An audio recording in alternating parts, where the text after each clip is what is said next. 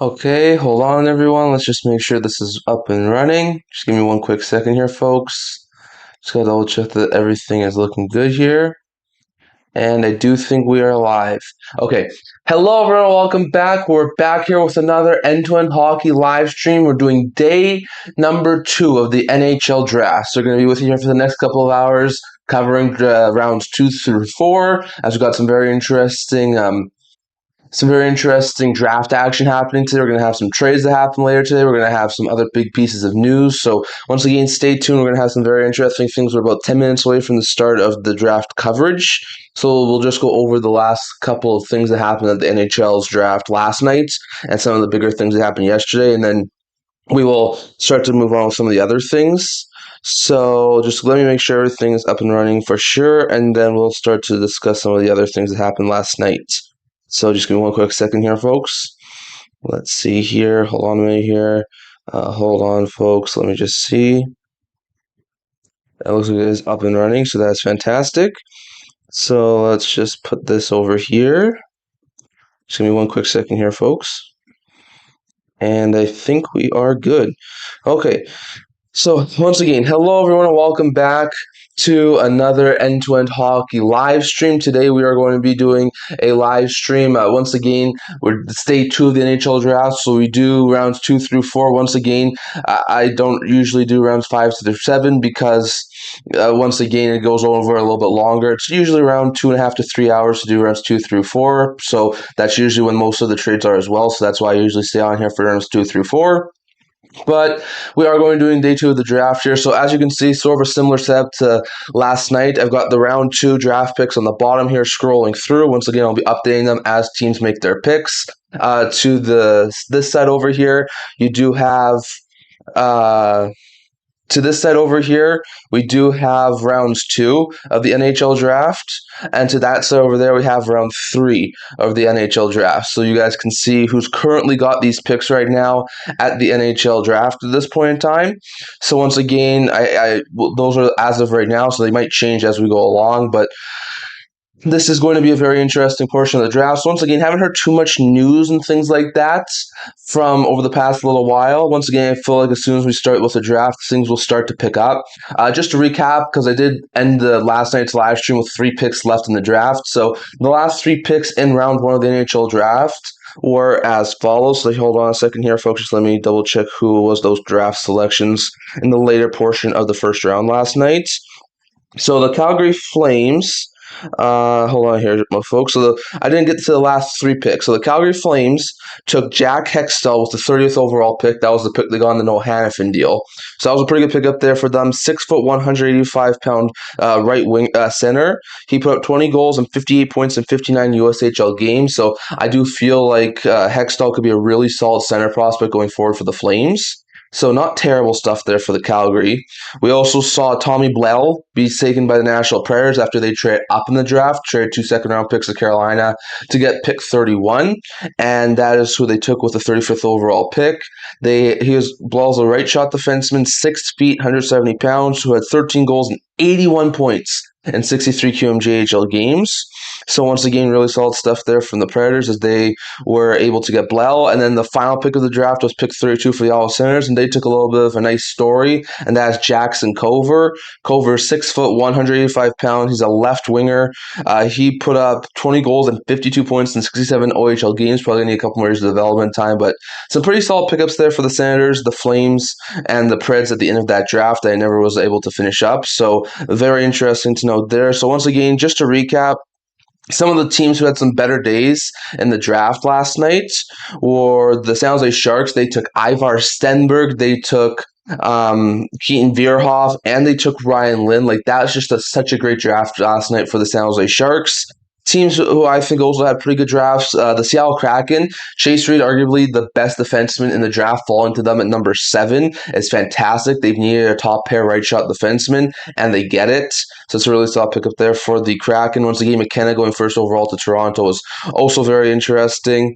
On top of that, Bjorsic going to Winnipeg, maybe being their long-term second-line center, could be very interesting there for the Winnipeg Jets. And I do think that makes them a winner. The Blues trading for Mason McTavish and then taking Lawrence and Dagna with their first-round picks. some really solid moves there from the Blues, and they are set down the middle for a long period of time. The Mammoth getting Belchetz. He's going to be a force to be reckoned with on that wing for the Utah Mammoth. So very interesting to note there. You also have another couple of teams who I thought did pretty good were the Ducks. Once again, they also took Klepov. They took Nordmark. I think the Ducks actually had a pretty good draft last night.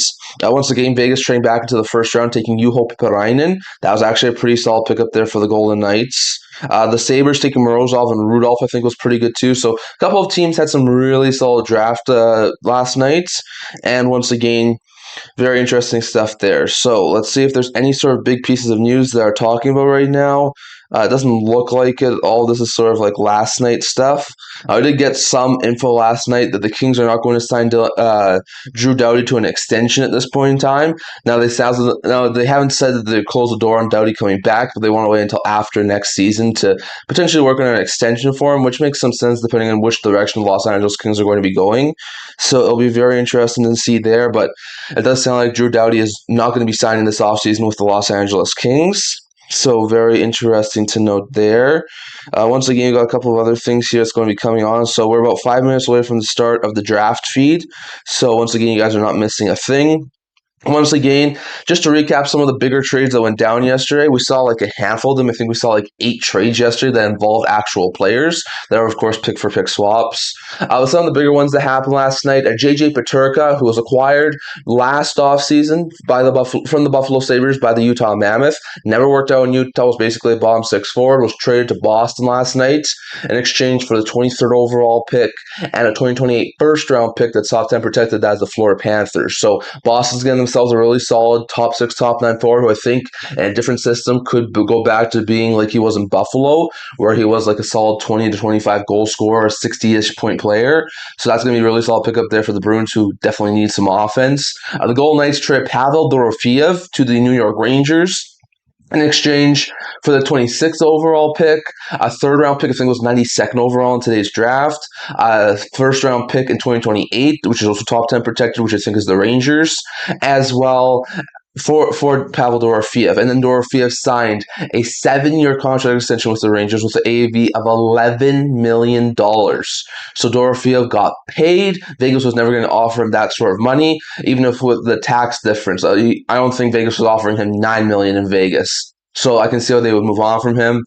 He's going to be a really solid player in the Rangers organization. Not sure if he's going to be able to score as many goals as he did with Vegas, playing with guys like Eichel and Stone. Not sure if the Rangers have that much talent in their system at this point in time, but I can still see him score like consistently 30 goals, like 55, 60, maybe 65 points in the Rangers organization, so not bad there. But the Knights were able to get a couple of draft picks in order to move on from Pavel Dorofeev.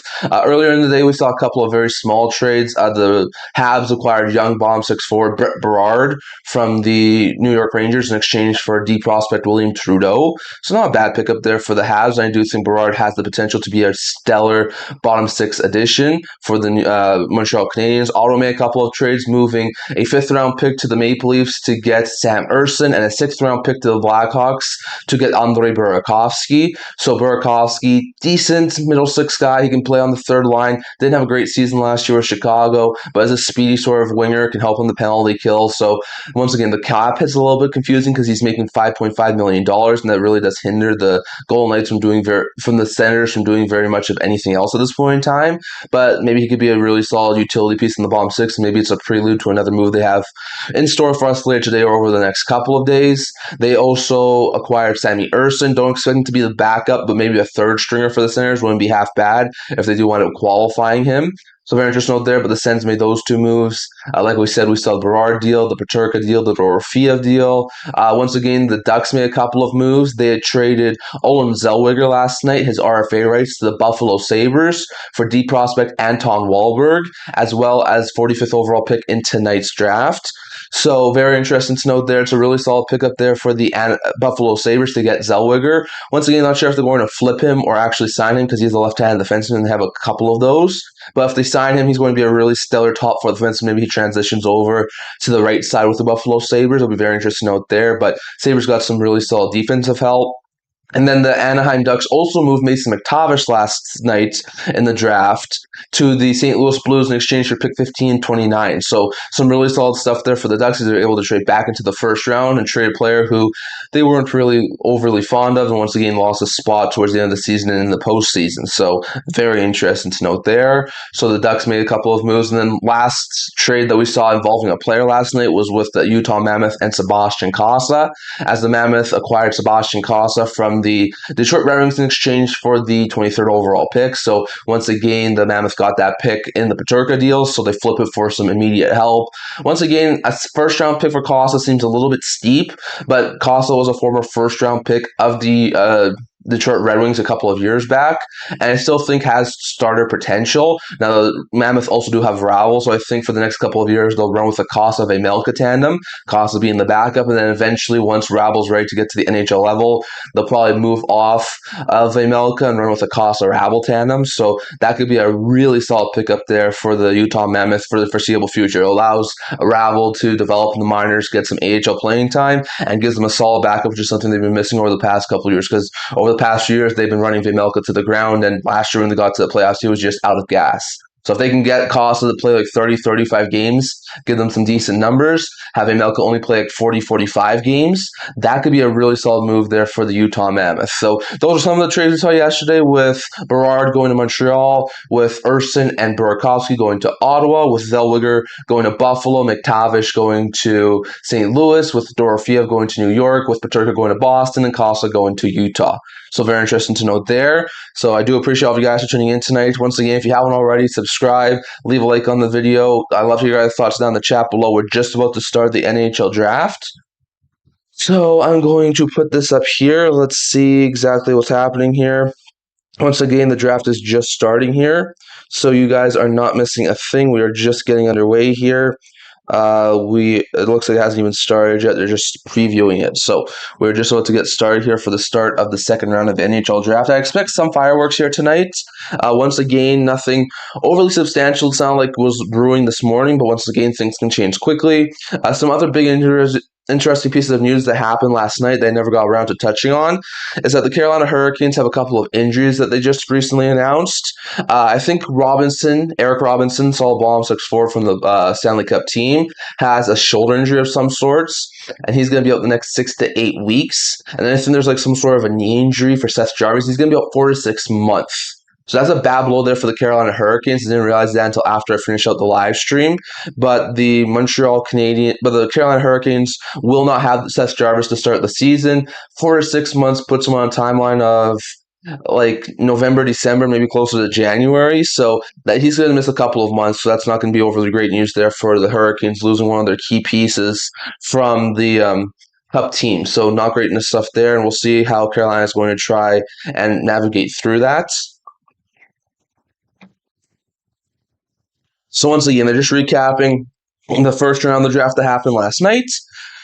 And then we're going to be going over to the start of the second round. So once again, as you guys can see, we have the round 2 list right here as it sits right now. The round 3 list is as it sits right now over there. And I've got round 2 going along the bottom. I will switch on the clock as we go, but remember, things go a lot faster on day 2 of the NHL Draft. So I'll try and keep up as best as I can, but if I don't blame that on me. It goes very fast, especially on day 2 of the NHL Draft. So I'll try and keep up with all the stuff that's being talked about. Once again, so we got round 2 there. The Canucks are going to have the first pick in round 2. That's why they are on the clock right now. And then, of course, you've got rounds 2 over here, the draft picks, and then round 3 over there. So very interesting to know there. Once again, I'm sure we'll get some fireworks. Do we see some big trades today? Let your guys' thoughts down in the comments in the chat below. If you think there's a big player that's going to be potentially being traded today, does Dylan Larkin get moved by the Red Wings? Does Vincent Trocheck get moved by the Rangers? What about Connor Hellebuyck? What about there's a couple of other guys out there too who could potentially be moved. Binnington in St. Louis. Like a couple of guys who missed out earlier in the draft yesterday, I do think could get moved today. And it'll be very interesting to see who could wind up going in this draft class here. Once again, there's a couple of good players who I projected going in the first round that sort of fell, like Xavier Villeneuve, who's arguably, I think, the best defensive prospect available. Markus Ruck, brother of Liam Ruck, who was taken by the Pittsburgh Penguins. You also have who's a couple other guys. Matthias Preston was a guy that I thought was potentially going in round one. A guy who I could have seen going in round one that was a tiny bit surprised wasn't taken was Ignatavius. So there's a couple of guys out there on the free agent on the draft list who I think could wind up being had for the right price. And I do think there's going to be some very interesting players taken off the board here early in the second period who fell out of round one, but I do think are still going to have some really solid potential NHL talent. So very interesting to note there. Once again, they're just talking here. The NHL draft is just about to begin, so you guys are not missing a thing. We'll just really quickly check here if let's really quickly check here if there's been any sort of like updates here on Twitter. Let's see. David Pagnola did say some things here. Some talk about Nurse. Anaheim, which isn't on his list, is now being considered. So it seems that the Ducks do have some serious interest in Nurse, and Philly remains an option as well. Apparently, according to Pagnola, some teams are talking to Anaheim about acquiring John Carlson's signing rights, maybe trying to do a sign-in trade of some sorts. And the Owls have had teams ask about Alex Romanov. So very interesting to know there's some things to keep an eye on, maybe according to Pagnola, as it sounds like the Ducks are making a push here for Darnell Nurse, who apparently wasn't on his list. On top of that, the Ducks are potentially listening on the Carlson signing rights, who, in my opinion, I think is probably the best free agent at this point in time. And then the Islanders could potentially be having talks around Alex Romanov. So that's very interesting to note there. But some very interesting things to be keeping our eye on here. Let's see here, folks. Round two of the draft is just about to start. So very interesting to note there. Once again, we should be able to get going in the next few minutes here. So the Canucks are going to have the first pick in this draft, followed by Chicago, New Jersey, Calgary. The Blackhawks are going to have one. So very interesting to note there. You guys can see. So it's Chicago, it's Vancouver, Chicago, New Jersey, Calgary, who have the 4 first picks of round two. So very interesting to note there. Once again, I do expect some trades today. I do expect some very interesting drafting. So it'll be very interesting to see. Like, there's a couple of teams here who have a lot of second and third round picks, as you can see on my board here. Like, teams like the Blackhawks have a couple of second round picks. Teams like the Devils have a couple of second round picks. Canucks have a couple of second round picks. Flames have a few second round picks still. The Carolina Hurricanes have a few second round picks. Blues have like 3 third round picks in a row. So very interesting to note there. We'll see exactly how this one winds up going. So once again, if you guys are just joining us, not really much has happened this morning. We got news that Jarvis and Robinson are suffering injuries, and Jarvis will not be with the Carolina Hurricanes to start the regular season. So not great news there for the Hurricanes. And there's not been a ton of news so far. I do expect things to pick up as we start this draft. Once again, Pagnola is mentioning that Darnell Nurse is potentially being moved today. Once again, it sounds like talks are picking up with Anaheim, and Philadelphia is still interested. Ducks are talking about moving John Carlson's rights in a sign-in trade, and the Islanders could potentially be listening on Alex Romanov. So very interesting to note there, and we'll see how all of that winds up playing out tonight. So very interesting to note here. Let's see exactly what's going to happen here. Let your guys' thoughts down in the comments in the chat. If what was some of your most surprising things from yesterday? Was it someone being selected at some place? Was it one of the trades we saw go down yesterday? Was it one of the small signings? So very interesting to note there. Once again, they're just talking to Elliot Freeman on the feed right now. So we'll see what he has to say. Once again, there's probably a whole bunch of trades that are going to be happening here today. So it'll be very interesting to see how exactly all of this winds up playing out. Do we see some sort of a massive blockbuster for a guy like Dylan Larkin, Vincent Trocheck, Connor Hellebuyck? Is there something like that happening tonight? We'll want to see once again.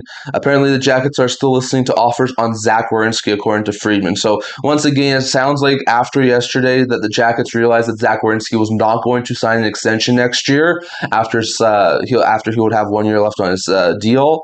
So it seems like they are open to moving him. There's no guarantees they will move him this offseason, but there is a possibility. So I do wonder who winds up going after him. I've seen San Jose be linked to him. I've seen Dallas.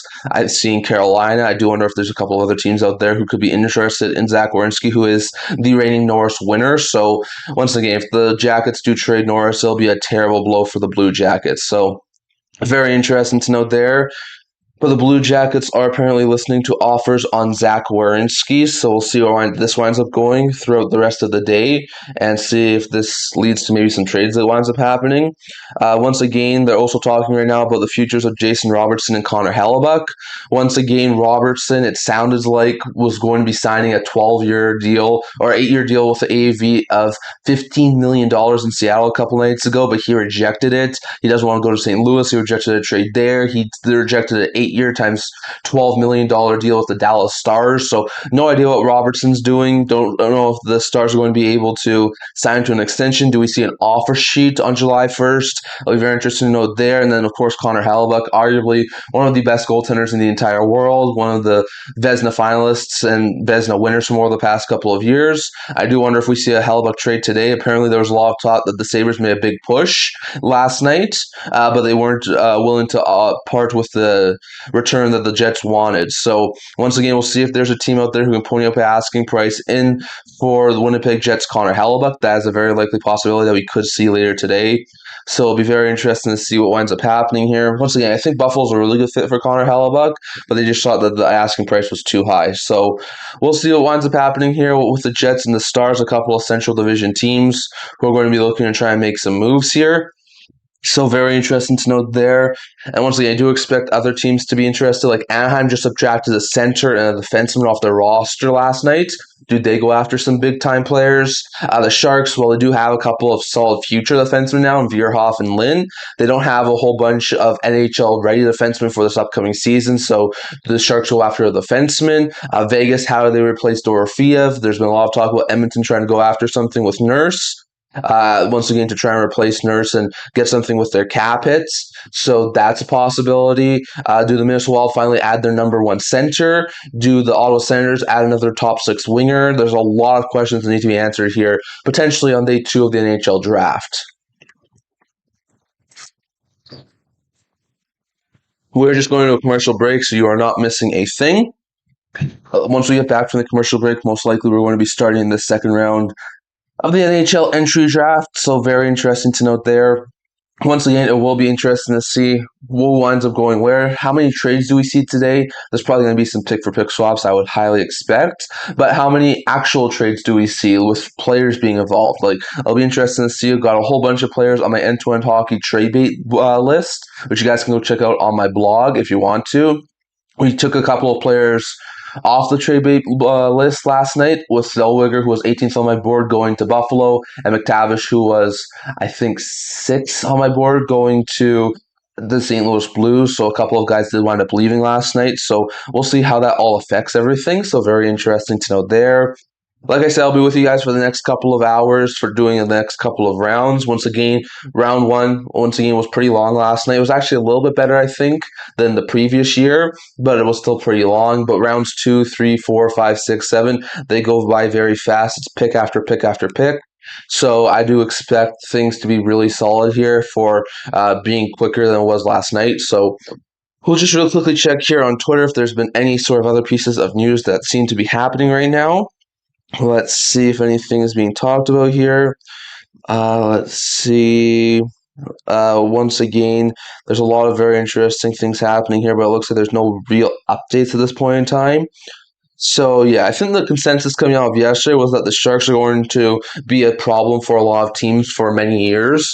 Getting Lynn, getting Veerhoff, and getting Stenberg. Like, they're going to be a scary team to face going forward. Once again, they might not be overly great this upcoming season, and I think they might make the playoffs and surprise some people. I don't think they're cup contenders this upcoming season. But like next year, maybe the year after that, I could see the San Jose Sharks be a team who no one wants to face and probably will be able to run the Pacific for the next foreseeable future. So it'll be very interesting to note there. I know Vegas and Edmonton are still there, and I know they're still very good teams. But I think we're starting to see the slow takeover of San Jose and Anaheim taking over that division. Los Angeles and Seattle are no man's land, and Vancouver and Calgary are starting rebuilds/retools. So I don't think either one of those two teams are going to be overly good over the next couple of years. But I think the Sharks and the Ducks have some really solid potential to be lethal contenders for the Pacific Division for the next couple of years. So very interesting note there. But lots of you guys' thoughts on where you think the Pacific Division stands after all the moves that happened last night. So very interesting to note there. So like we said, the Chicago Blackhawks are going to have the 34th overall pick. So it's Vancouver, Chicago, Jersey, Calgary. Those are the first four in this draft. So very interesting to note there. And then of course, after those ones wind up going, we will have Chicago and then Seattle and then Pittsburgh and then Florida. So it will be very interesting to see how this all winds up going. We do have a couple of very interesting ones here. So we'll be interested to see they're back here. So we're out of commercial break and we're back here for the start of round 2 of the NHL draft. So we'll see if there's any fireworks that go down here tonight. We'll see if there's any sort of big trades. And we'll see who ends up getting selected. So for the Canucks, with the 33rd overall pick, they went a couple of forwards yesterday, taking Novotny, taking Malholtra. So I'm expecting probably the defenseman. Wouldn't be surprised if they went Villeneuve with that second 33rd overall pick. Wouldn't be terribly shocked about that. Hawks getting pick 34. Once again, they did have a first round pick, so I think they'd probably go best player available. Maybe a guy like Preston or Ignatievius. Once again, the Devils have pick 35, so they can go a variety of different ways. They picked Kaman last night, so I do wonder if they maybe go defense here, take someone else here. So we'll look at some of the better prospects here available right now at this current point in time. So you have Matthias Preston, you have the other Ruck brother and Markus Ruck, you have Brooks Rogowski, you have Simas Ignatievius, you have Shilov, you have Mutrian, you have Kali on the forward group. On the defensive end, you've got guys like Blackwell, you've got Alorla, you've got Sherbakov, you've got Golger, you've got Hakansson, you've got Villeneuve. So some very interesting names here that could still potentially be drafted here by a whole bunch of different teams. So once again, I do appreciate you guys for tuning in, and I really do thank you guys for your support. Once again, we should be getting going here the very next couple of minutes, so it will be very interesting to see who everyone's going to go after. It looks like Gary Medman's getting to the podium right now, so it looks like, or actually it's Bill Daly, never mind you. And it looks like we're going to be starting the NHL draft for round 2. So very interesting to note there. Remember, the Canucks are on the clock with pick number 33. So very interesting to note there. Once again, I'll be trying to update the draft cards as much as I can throughout the day. So I'll be trying to put the on the clock things. I'll be trying to update as fast as I can. Once again, picks go very, very fast here. So we'll see. Once again, the Canucks are on the clock for for round 2. So Canucks are now on the clock. We'll just shift things over to Chicago now for pick 34 with the Canucks being on the clock. Let's see here. So Chicago, let's see, it'll be right here. Yep, so the Blackhawks are going to be on the clock afterwards. Let's see, pick 34 for the Blackhawks. So the Canucks are just on the clock right now, and then it'll be Chicago. So it looks like they are making some choices here. Let's see, the Canucks at 32nd overall are going to be selecting someone here, or 33rd overall, mind you. So let's see who the Vancouver Canucks select. And remember, they do have 2 minutes here. So the Canucks, with the pick, select the 33rd pick in the 2026 NHL Entry Draft. Canucks have taken, let's see here, they take Brooks Rogowski. Okay, so once again, I was expecting to be a late first rounder, so he goes first pick here, second round. Once again, big forward, 6'7". Let's see here. Hold on a minute here. He's 6'7", 236 pounds, had 15 goals, 42 points, 46 OHL games. I do think he could round into a really solid second or third line center long term for the Vancouver Canucks. So not a bad pickup here by any means for the Canucks. So interesting stuff there. But now I think the New Jersey Devils are going to be on the clock. So let's change this over here. Yep, the Hawks are on the clock. Then it'll be the Devils. So let's change this to New Jersey. Just give me one quick sec here, folks. Let's see here. Hold on a minute here, folks. I think this is Jersey. Okay, so they're going to have pick 35. So the Hawks are now on the clock here. So once again, center Brooks Rogowski goes to the Vancouver Canucks. So really solid pickup there for Vancouver. Hold on a minute here, folks. Let me just get this done. So center Brooks Rogowski goes to Vancouver. Solid pickup there for the Canucks. Hawks are now on the clock. Then it'll be pick number 35 for the New Jersey Devils. Hawks are making their selection right now. And they are going to be selecting, let's see who it is here, folks. Hold on a minute here. It's, let's see who the Hawks here selected. They just made a selection. Didn't catch who that was.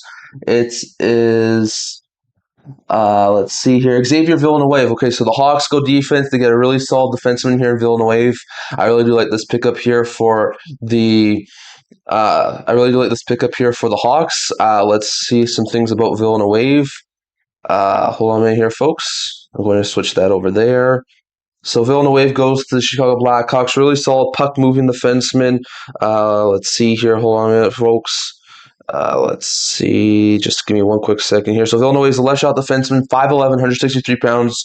So not a huge defenseman, but put 6 goals and 38 points in 37 games. Hawks, I think, are getting a really solid puck moving defenseman here in Villeneuve, and I think he could wind up rounding on to a really solid second, maybe first pair defenseman. So not a bad pickup here for the Blackhawks as they wind up going Villeneuve. So two of the guys who I was expecting going to go in round 1 go in the first 2 picks here in round 2, as Rogowski goes to the Canucks and Villeneuve goes to the Chicago Blackhawks. Devils are on the clock. They'll be Calgary at 36.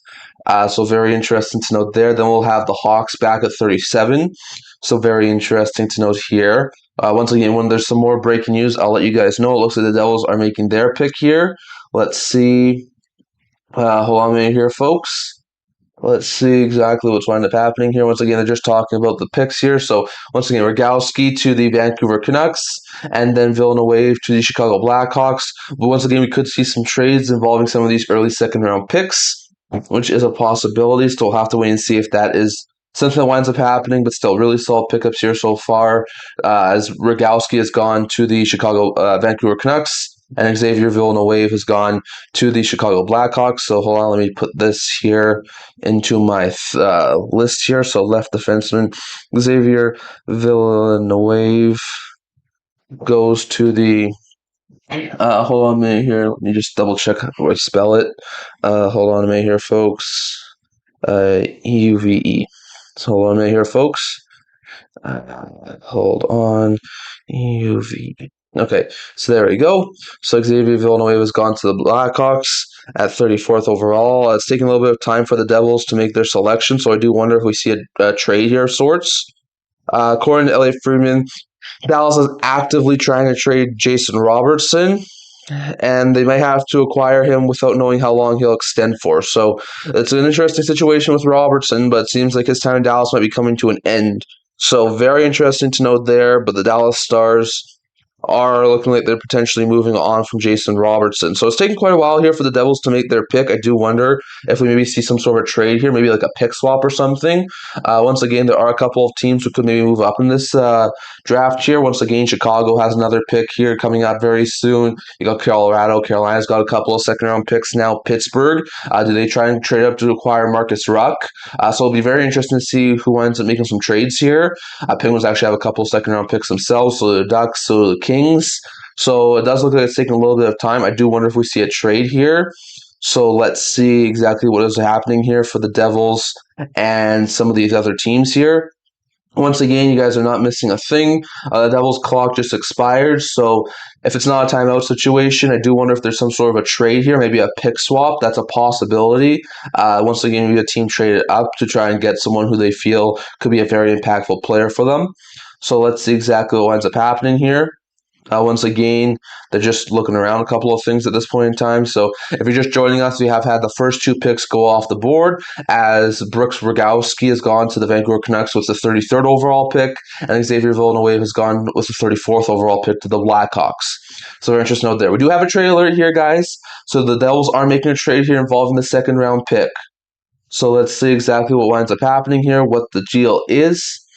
The New Jersey Devils have pick number 35 to the Blackhawks in exchange for pick 37 and 119. So the Hawks move up 2 selection spots and are now on the clock at pick number 35. So we'll keep the thing here. So the Hawks are now on the clock with pick 35. Devils are going to be picking pick 37. So very interesting. There, a little bit of a draft movement there. The Devils, for dropping down 2 spots, do get an extra 3rd round pick. So not bad, or actually an extra 4th round pick. So not a bad pickup there for the New Jersey Devils. And the Hawks must have someone in mind here they want to pick. I do wonder if it's maybe the other Ruck brother, maybe Preston. I do wonder if there's a couple of other interesting things. So very interesting to note there. Once again, 35 is Chicago, then 36 is Calgary, 37 is New Jersey. Hawks now have the pick in place. And with that pick, the Blackhawks take, let's see who they do here. It is, let's see, they just announced it. I didn't see, hold on a minute here. It's Ryan, hold on a minute here, folks. It's Ryan Ruberek. Oh, they took Ruberek. Okay, once again, guy who fell out of the draft a little bit in my draft rankings recently. Not a bad pickup here for the Chicago Blackhawks as they take Ryan Ruberek. Once again, we'll just really quickly touch on some of his stuff from the past little while. Let's see here, folks. So Ruberek, let's see here. Hold on a minute here, folks. Center prospect, 6'4", 216 pounds, put 30 goals and 58 points in 49 games. Really solid, like power forward center type guy. I could see him be like a really stellar second line center addition here, maybe third line center in the NHL for the Chicago Blackhawks. I think he could be a really solid addition. So a really solid move there from the Hawks as after taking Villeneuve, they now take after taking Villeneuve, they now take Ruberek, so really solid stuff there for the Blackhawks. Now the Flames are on the clock, and then it's going to be the Devils, so I'll just change it right here to the Devils. Just give me one quick second here, folks.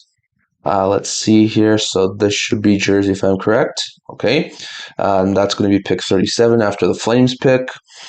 So let's put Ruberek here on the thing. So let's see. So Chicago now at 35, and they take center Ryan Ruberek. Let's see here. Ruberek. And the Flames just made their selection. They take Chase Harrington, left winger. Okay, we'll touch on him. Just give me one quick second here, folks. So the Flames on taking left winger Chase Harrington. Let's see some things about him. Just give me one quick second here, folks. Let me see if I can find him here. Chase Harrington. He played in Spokane last year. 6'1", 194-pound winger. He put up 28 goals, 57 points, 61 games. Looks like a really solid elite winger that I think could really work out in like the second or third line for the Flames long term. So not a bad pickup here for the Flames as they went out taking Chase Harrington. So now at 38th overall would be the Seattle Kraken. So let's change it to them. So just give me one quick sec here, folks. Let's see. That should be right here if I'm correct. Yep. So that's going to be pick 38 right now. Once again, the Devils are back on the clock with pick 37 after trading down a couple spots. So we'll see who they wind up going after. The Flames do take left winger Chase Harrington, so a really solid pickup there for Calgary. Once again, not a guy who I was expecting to go in the late portions of the first round. So this is a really solid pickup here for the Calgary Flames as they take left winger Chase Harrington. So really solid stuff there. The Devils have just made their pick. They select Matthias Van Heinen, who is a left winger, it looks like.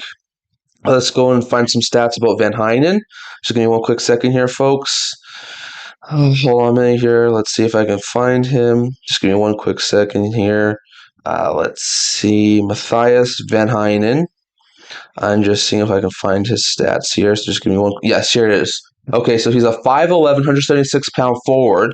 He's a left winger. He put up 21 goals and 87 points in 62 WHL games this past year with the Everett Silvertips. So not a bad pickup here for the Devils. It looks like he went a little bit off the board to make this selection. It looks like he might have been a guy who could have fallen a couple of spots, but apparently the Devils do like this player, so obviously that's why they traded back, and he's going to be a really solid pickup here for the Devils.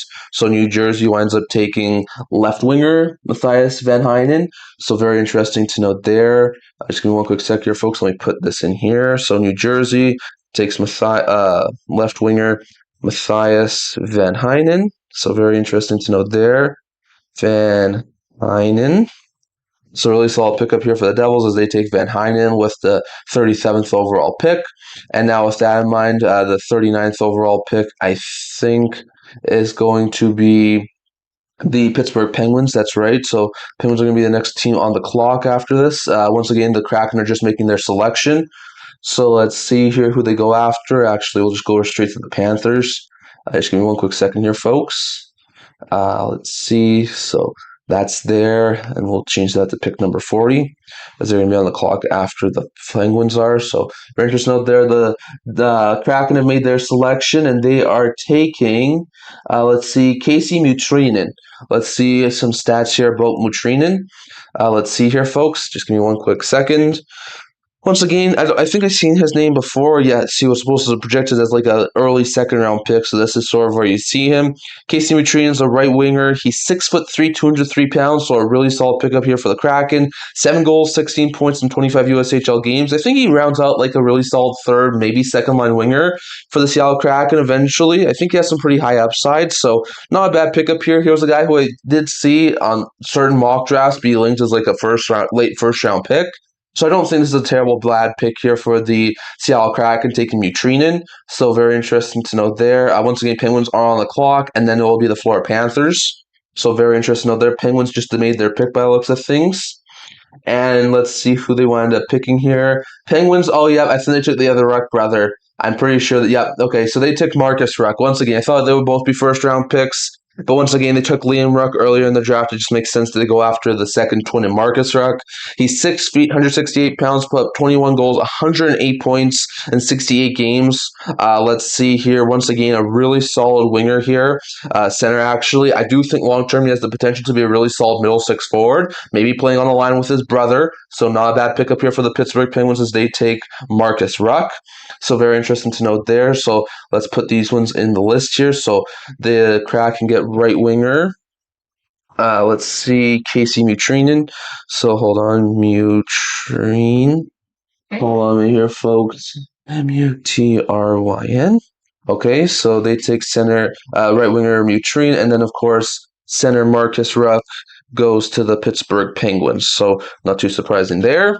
So some very interesting pickups here so far in the early portion here of the NHL draft. So the Ruck brothers are now both in Pittsburgh, like a lot of people were expecting. So very interesting to note there. The next pick after this will be the Vancouver Canucks. So let's go and find them. So just give me one quick sec here, folks. Canucks are now going to be on the clock with pick number 41. So that's really solid stuff there. So both the Ruck brothers do go to the Pittsburgh Penguins, and those are going to be some really good pickups there for Kyle Lewis and the Pittsburgh Penguins. So the Canucks are now going to be on the clock here with pick number 41 after the Florida Panthers make their selection. So very interesting to note there. Once again, then after that will be the Carolina Hurricanes and then the Colorado Avalanche. So very interesting to note there. We'll see who everyone winds up taking here. But once again, I was expecting this. Once the Penguins took Liam Ruck, I was expecting Markus Ruck to be winding up selected by the Pittsburgh Penguins as well. So not too surprising there. Once again, some interesting stuff. Just a pick swap so far. No other big piece of news, it seems like, at this point in time. So we shall see what winds up happening here. The pick is in for, I think, the Florida Panthers. I'm pretty sure this is their first pick of this year's draft. And with 40th overall, the Florida Panthers take, let's see here who they go after. They take Ingrid Chencius. Okay, so this is a really solid pickup here for the Panthers, going after Ingrid Chencius. Once again, I might be butchering that name, so I'm sorry if I am. Once again, let's look at some of his stats. He is a right winger. He's 6'3", 201 pounds, so another beast to play against is added to the Florida Panthers lineup. So really solid stuff there for Florida. He had 7 goals and 13 points in 52 National League games.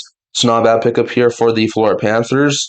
Once again, I do think he has the potential to be a really stellar second line forward at his peak for the Florida Panthers. So gonna need some development time, but this is a really solid pickup here for the Florida Panthers. Good guy who has some pretty good size to him. So solid pickup there for the Panthers. Now let's change the thing because now the Canucks are on the clock. After that, it will be the Carolina Hurricanes, who it looks like are now going to be on the clock. So let's see here. Once again, the Canucks make their selection, and they are going to be taking, let's see here. Hold on right here, folks. Who are the Canucks taking here with the 41st overall pick?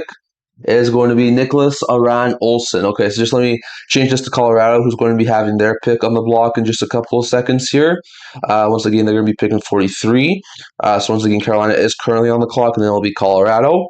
But let's just look at some of the stuff for Nicholas Aran Olsen, who is going to be taken here by the Vancouver Canucks. So once again, he was looking like one of the best prospects available here. 6'1", 187 pounds, put up 20 goals and 40 points in 29 U20 games over in the U20 SHL system. So not a bad pickup here for the Vancouver Canucks. Once again, I do think he's a winger, so I'm a little bit surprised they didn't go for a defenseman. But they're definitely stacking up on some of the really solid forward prospects. Rogowski, Novotny. They took Malholtra, and now they have Aram Olsen. So very interesting to note there. But once again, I do think he projects to be a really solid third line, maybe second line winger when he reaches his peak. So once again, he looked like one of the better prospects left in this draft class, and I do think the Canucks are getting a really solid winger here in Aram Olsen. So very interesting note there. The Carolina Hurricanes are now on the clock, and then it'll be the Colorado Avalanche. So let me just try and fix some things up here. Looks like Bill Daly's making the Hurricane selection right now. So we'll see who the Hurricanes go right now with that pick. Let's see here. Hold on a minute here, folks. So right winger, Simone. Okay, let's see how they spell that name. Hold on a minute here, folks. Sorry. Let's see. Just give me one quick second. I'm just trying to see how to spell his name. Okay, so there we are. And then for the Vancouver Canucks, they take left winger, Nicholas. Let's see here. Hold on a minute here, folks. Hold on a minute here, folks. Let me just try and put this over here. Once again, the Hurricanes are on the clock. They haven't made their pick yet. Wonder if there's maybe another trade brewing here. That is a possibility. So we'll see if that winds up happening. So very interesting note there. That's all the picks that are currently on the clock right now. So you guys can see as it scrolls through the second round picks here. Once again, yeah, I am glad that the Ruck brothers are able to stay together too. Once again, I do think that keeping the Ruck twins was just a foregone conclusion, and whoever got one was going to have to get the other. So really nice to see that both the Ruck brothers are going to play in Pittsburgh, and I think they're going to be a really solid force on like probably the second line for the Pittsburgh Penguins long term. So once again, really solid pickups here for the Penguins as they get both Ruck brothers with the first and second round pick that they have. So very interesting to know there. I just give me one quick sec here, guys. Just really quickly got. Excuse me. Sorry about that, guys. Once again, so after the Avalanche, after the Hurricanes, it'll be the Avalanche. After the Avalanche, we'll have the Devils on the clock again, and then we'll have the Anaheim Ducks. So very interesting to note there. The clock is about to run out for the Hurricanes. I do wonder if there's maybe a trade in place here for the Hurricanes. Once again, the clock just ran out. So I do wonder if maybe there's some sort of a trade in place. We shall see. Once again, we're going to have some very interesting more picks that are coming up here in the very near future. Once again, after the Hurricanes, then you've got the Avs, Devils, then you've got the Ducks and Kings. So very interesting to note there. Once again, we've seen some of the lower end guys who didn't get picked in round one wind up going here in the early portion of round two. We're already almost halfway through round two of the NHL Entry Draft. So very interesting to note there. Like I said, it always goes faster on day two. So very interesting to note there. Once again, we'll get ready here, see what the Carolina Hurricanes are cooking up. I do think that they're going to be doing something here. So once again, they're still talking on the feed right now, but I do expect a trade to be announced in the very, very near future because, of course, there hasn't been any sort of like pick is in sort of thing right now. So we'll see who winds up being taken here and what sort of deals. Maybe I could see Carolina, once again, they're notorious for trading back in the draft and getting extra draft picks. So I do wonder if there's another team out there who's trying to trade up here. Maybe they move in that pick for some sort of an immediate help. That's a possibility. So we'll see exactly what ends up happening here. So far, no trades at this current point in time on day two of the NHL draft. So very interesting to note there. Once again, you guys can see on the bottom of the screen who's currently going right now, who's been taken so far. So once again, some very interesting ones here so far. There is a trailer here being announced by the Carolina Hurricanes. So let's see what this trade is all about. Once again, the Hurricanes had the 42nd overall pick. Let's see, they have a trade. The Hurricanes have traded pick number 42 in the 2026 draft to the Calgary Flames in exchange for 51 and 68. So it looks like a late second and early third round pick were traded to the Carolina Hurricanes, and in exchange, the Calgary Flames got pick number 42. So now it's the Flames being on the clock with the 42nd overall pick. Now I expect them to make the pick in the next couple of seconds here. Once again, if they're trading up, they obviously have someone in mind who they're going to try and extend or trying to draft. So we'll see who ends up going here at 42nd overall for the Flames.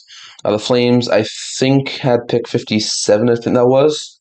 So let's see exactly. The Hurricanes at pick 57. So very interesting to note there, as the Flames do wind up trading up in the draft here. They had a couple of extra seconds, so they made a ton of sense. Once again, let's see here. The 42nd overall pick, Flames select. Let's see who they go after here. And they take, let's see here. They just announced it. Let's see here. Hold on a minute here, folks. They take Tobias Schellebuyck. So very interesting note there. He's actually a goaltending prospect. So he's the first goaltender off the board. We got one goalie here, and that's goaltender Schellebuyck for the Calgary Flames. So let's see here what the Flames are getting here in Schellebuyck.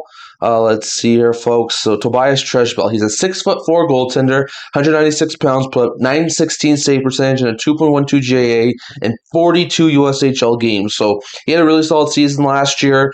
Maybe could long term be Wolf's backup and maybe eventually the goalie of the future. Not a bad pickup here for the Flames. Once again, a little bit confusing given the fact they already have Dustin Wolf, but once again, they have a whole bunch of picks here in the second and third round. So adding a potential future starter or at least tandem goaltender for Dustin Wolf is not a half bad pickup here for the Calgary Flames. So Schellebuyck goes to the Calgary Flames at 42 overall. Avalanche now on the clock. Then it'll be the New Jersey Devils at 44. So let's actually go and put the Devils here on the clock at 44. So let's see. Hold on a minute here, folks. Let's see. Devils are on the clock here. Pick number 44.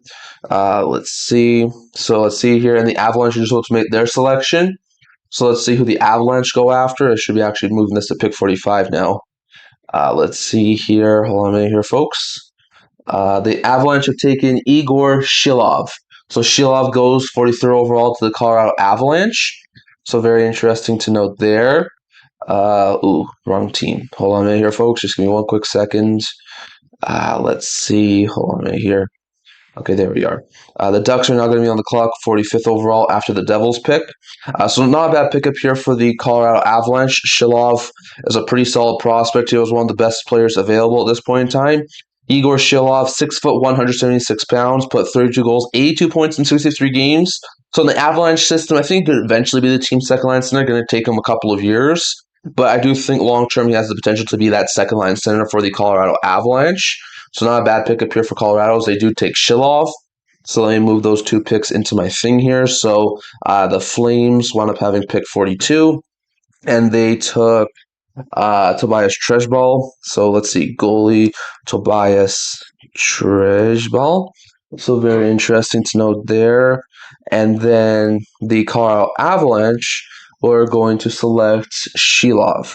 So once again, very interesting pickups here for the Avalanche and the the Calgary Flames. So very interesting to note there. Once again, Shilov is a center. Okay, so I messed that up. So center. Okay, so there we are. So that is the current thing here. So Schellebuyck's in Calgary and Shilov is in Colorado. So very interesting to note there. The Devils are now currently on the clock with pick number 45. Or 44, mind you. And then it'll be Anaheim with pick 45, and then LA with pick 46. So very interesting to note there. Let's see what else winds up happening here. Once again, there's still some interesting players here. Preston's fallen off really much. Once again, Hakansson, who I was projecting to go in the first round, has fallen off a bit. Borachev, who thought would be the first goaltender, has fallen off a little bit. Golzer's fallen off. Macbeth has fallen off a little bit. So interesting to note there. It looks like the Devils might be very close to making their selection. So very interesting to note there. We'll see who the Devils wind up going here, 44th overall. Maybe there's a trade in place here, so we'll see who ends up going there. Let's see here. Just looking at some other things here.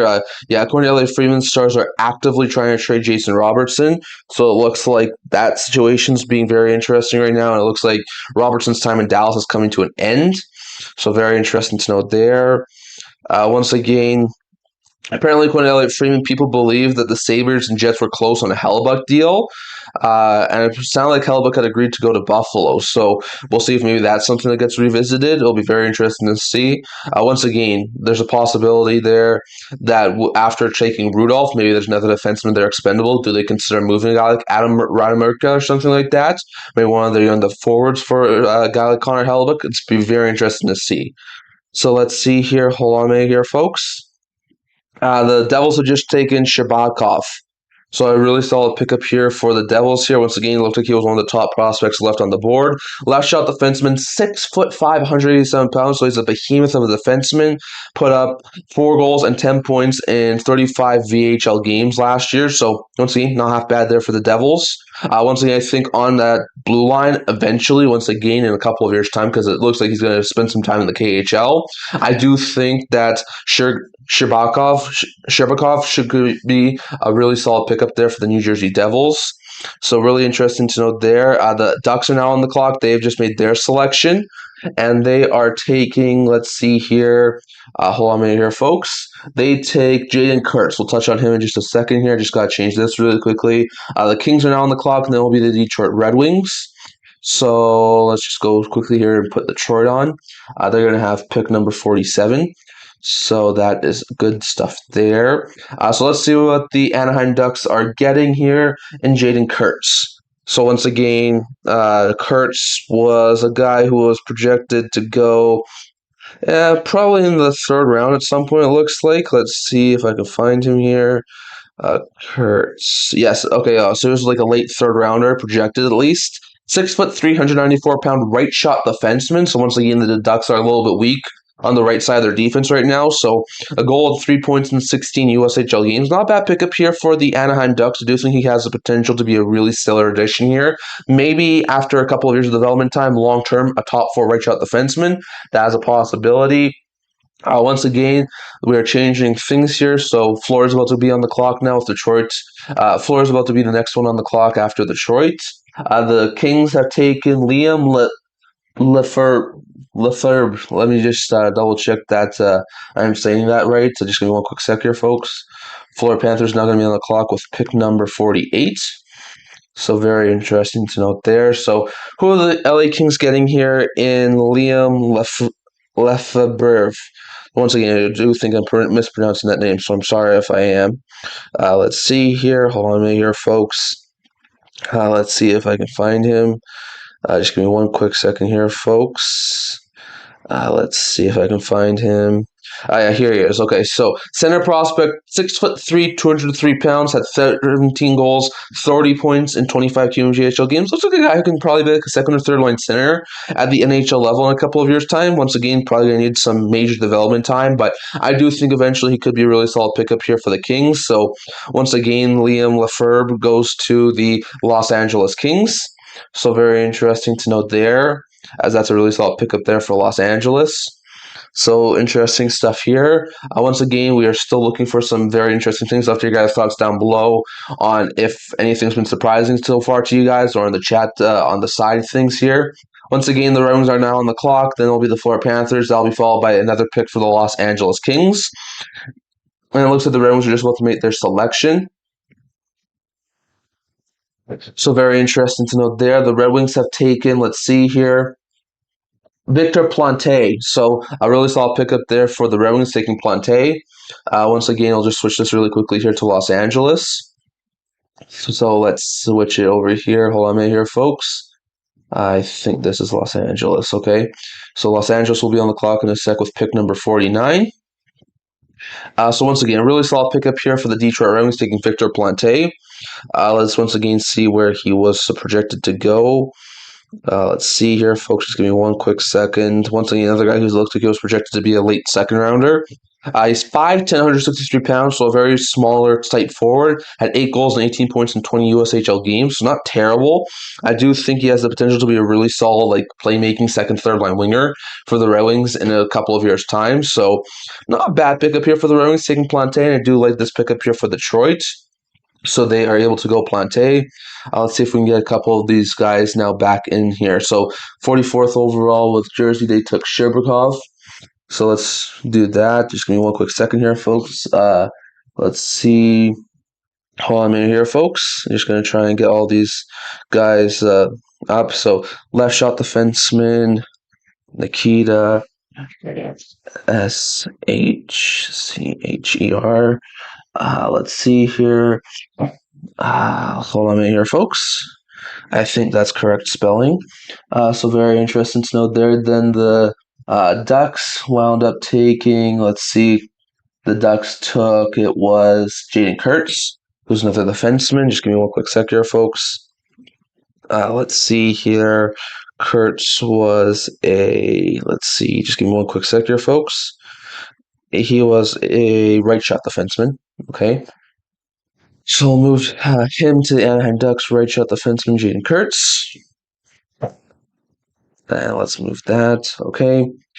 So once again, the Florida Panthers are still on the clock, so we still got a couple of seconds here before the next pick goes. Liam Lafreniere goes to the LA Kings, so let's move him here. Once again, the Panthers are just making their selection, so let's see here who they go after. So very interesting to note there. Let's see, so that should be good for now. So the Florida Panthers are taking Ryder Cali. That was one of the guys who looked like it was higher on the board here. So this is not a bad pickup here for the Florida Panthers. Cali was a 6'2", 218-pound center. He put up 16 goals, 36 points in 47 OHL games. Once again, another guy, sort of like the other guy they took earlier in the draft. Looks like a guy who can put up like second, third line center minutes. Not a bad pickup here for the Florida Panthers. And I do like this sort of a pick you're taking Cali here in the middle of the second round. So not a bad pickup here for the Florida Panthers, as they are able to get Cali. So very interesting to know there after already taking Ignatievius with the other second round pick they had this year. So very interesting to know there. The Kings are now on the clock. We'll probably go straight here past the Ducks and go to Carolina. So I'll put the Carolina graphic up there. Hold on a minute here, folks. Let me just try and fix this up here. That should be Carolina. And they're going to be having pick number 51, if I'm correct. So once again, the Kings are on the clock. Then it'll be the Ducks, and then it'll be the Carolina Hurricanes. So very interesting to note there. Once again, really solid pickup here from the Panthers, taking Ryder Cali. So very interesting to note there. Let's make some things over here, finish up. So Red Wings with pick number 47 took left winger Victor Plante. So left winger Victor Plante. And then the Florida Panthers take center Ryder Cali. So really solid pickups here from the Wings and the Panthers. Once again, the LA Kings are just making their selection. They take Adam Golger. He was a guy who I said could potentially go at the end of round one.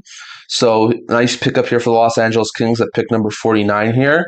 Really solid mover here from the Los Angeles Kings. Golger's a right shot defenseman. He is 6'2", 294 pounds, had 4 goals, 11 points in 43 games. Looks like more of like a defensive defenseman, but I think he could be a really solid like second pair guy for the Los Angeles Kings long term. This team does not have a ton of really solid elite center prospects. So the fact that they were able to get Golger, I think here's really solid move here from the Los Angeles Kings. Production out on the clock, really solid defensive addition here for the LA Kings getting Adam Golger. So really solid stuff there. Once again, the Kings just picked with the 49th overall pick. 50th is now on the clock. So we'll see who the Ducks take here with pick number 50. Do we see a trade at some point in the next couple of picks? Once again, not this one here. Ducks are on the clock. They're making their selection. And they are going to go after, let's see here. Who do they go after? Who is that? The Carolina Hurricanes. The Ducks go after Matthias Preston. Oh, he's finally taken. Oh, that's a really solid move there for the Ducks. Once again, one of the guys who looked like he was going to be a late first rounder goes in the middle of the second round here. Really solid pickup here for the Ducks. Preston's 5'11", 176 pounds. He put up 4 goals and 12 points in 10 WHL games with the Giants this past year. Also had 14 goals and 32 points in 36 WHL games with Spokane. So had a couple of different teams at the WHL level. Looks like a smaller forward, but looks like a skilled guy who can really put the puck in the net. So not a bad pickup here for the Anaheim Ducks, as they are taking a really solid talent here in Matthias Preston. So once again, one of the top-end players in this draft is now off the boards as he winds up going to the Anaheim Ducks. So really solid stuff there, but Preston goes to Anaheim. So very interesting to note there. Once again, we'll just really quickly change this here to the Philadelphia Flyers. We're going to have pick 53. Once again, Carolina is currently on the clock. Then it's going to be Edmonton. Then it's going to be Philadelphia. So let's see here. Let's move Philadelphia to 53. Let's see here. I think this is Philly. Yes, that's Philly. Okay, they're just making the selection here. The Carolina Hurricanes are. And the Hurricanes with the 51st overall pick are going to select, let's see here, Hurricanes go William Hakansson. Okay, so another first round pick that I thought will go in the first round goes in the second round here. Solid pickup here for the Canes. One of the better defensive prospects here in this early portion of the second round. Left shot defenseman, 6'4", 216 pounds, put up 2 goals and 4 points in 16 Hockey Allsvenskan games. So not half bad there for the Carolina Hurricanes. I do like this pickup here for the Hurricanes. I think long term, he definitely has potential of being like a solid second line, maybe even first pair defenseman. So very solid stuff there. Once again, I do think he has more potential of being like a second pair guy. But really solid pickup here for the Hurricanes taking Hakansson. So very interesting note there. Let's move all of these things around here just a little bit here as we're just over halfway through the second round of the NHL Entry Draft. So the Kings at 49 overall took right shot defenseman. Let's see here, right shot defenseman Adam Golger. So not a bad pickup here for the Kings. Let's see here, that's actually what his name was. Okay, the Ducks wind up taking right winger Matthias Preston. So that's a really solid pickup here for the Ducks. And then the Carolina Hurricanes. So that was Carolina's pick. It was probably one of the ones that was traded back. The Carolina Hurricanes take William Hakansson. So a really solid pickup here for the Canes as they take Hakansson with 51st overall. So really solid move there from the Carolina Hurricanes. So yeah, once again, the Oilers are on the clock, then it'll be Philadelphia, then it'll be Pittsburgh, and then it'll be Calgary. So those are the next few teams who have players on the block. So very interesting to note there. Once again, we're getting into really solid things for a second round of the NHL Entry Draft. We're already on pick 52, if I'm correct. So only a couple of picks left here. So very interesting to note there.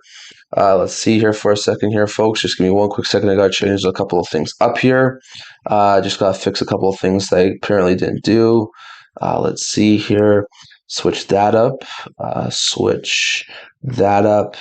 And Hakansson was a left shot defenseman. So once again, the Oilers have not yet made their pick. I wonder if there's maybe a trade being involved here, being talked about here for the pick number 52. I wonder if that's something that's being happening right now. So very interesting to note there. Once again, we will be giving you guys some updates here as we go along together. So very interesting to note there. Let's see exactly what ends up happening here. Okay, so let's move this over here for the time being. Once again, Golger, Preston, and Hakansson were the last 3 picks in this NHL draft. So very interesting to note there. Oilers have 20 seconds left here on the clock.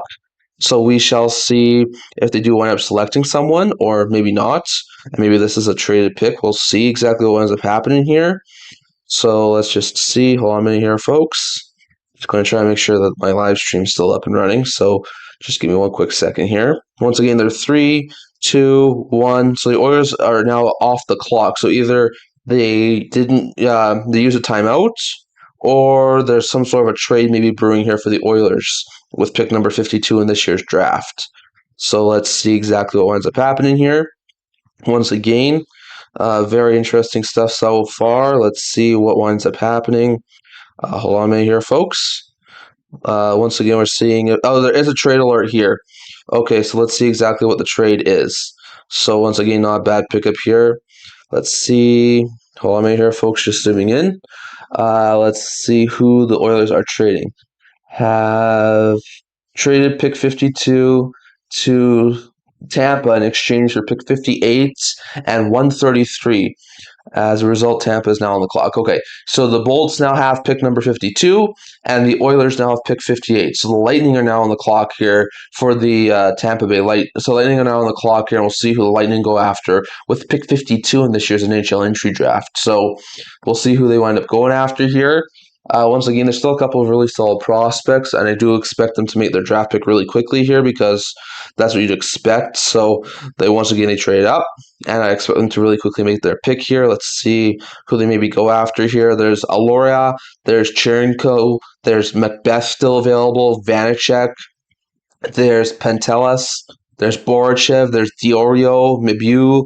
So there's a couple of decent prospects here that could be taken here by the Tampa Bay Lightning. I do wonder who they go after. They're making a little bit of time to select this pick. So once again, we've been having some picks here. Hold on.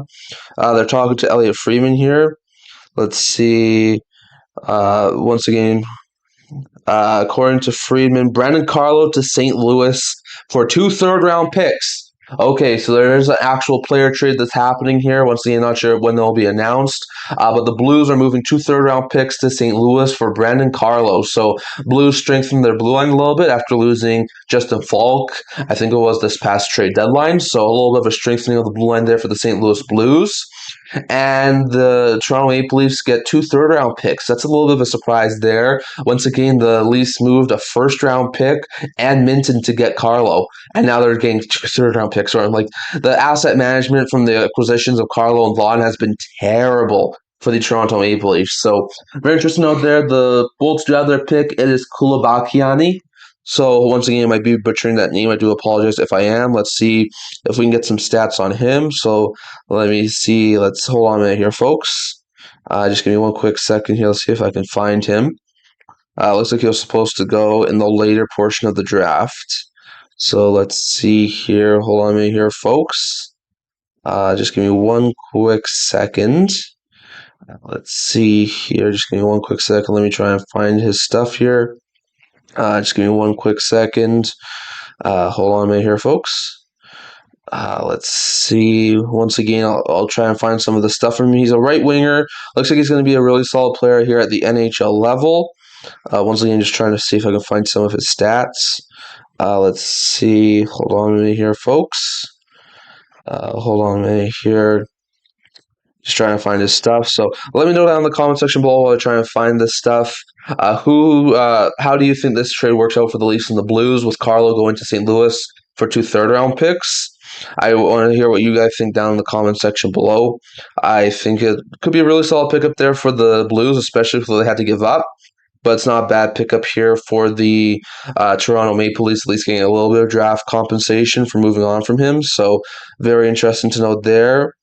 Let's see here. Hold on a minute here, folks. The Philadelphia Flyers also made a selection. They take defenseman Break-Licky. So let's see if we can find him. Just give me one quick second here, folks. It's Break-Licky. Sorry, mind you, that's my fault. Here, I do have his stats. Okay, so Breck-Licky is a 6 foot, 290-pound right shot defenseman. Put up 7 goals and 24 points in 52 WHL games. Looks like a bigger, shorter defenseman, more of a puck-moving guy. Maybe as peak could be like a second or third pair defenseman there for the Philadelphia Flyers. Not a bad late-round pick here for the Philadelphia Flyers taking Liski, so very interesting to note there. This has a pretty solid pickup here for the Philadelphia Flyers. Pittsburgh just made their draft selection. So once again, the Penguins are making their selection here, and they are taking, let's see here. Hold on a minute here, folks. I got to try and get everything fixed up here. So that'll be the Boston Bruins are going to be very close to being on the clock here. Pittsburgh is just going to be taking over here. Let's see. Hold on a minute here, folks. I didn't see who they selected. Thomas Galvas. So that's a really solid pickup there for the Pittsburgh Penguins. Just let me move the Boston Bruins to being on the clock now. Just give me one quick second here, folks. There we are. The Boston Bruins are now on the clock. As soon as the Flames are done, that will be pick 56. So very interesting to note there. So what are the Calgary Flames getting here in Thomas Galvas? Once again, Galvas was a guy who I was expecting to go here in the second round. Let's see if I can find his stats here. I know he's here somewhere.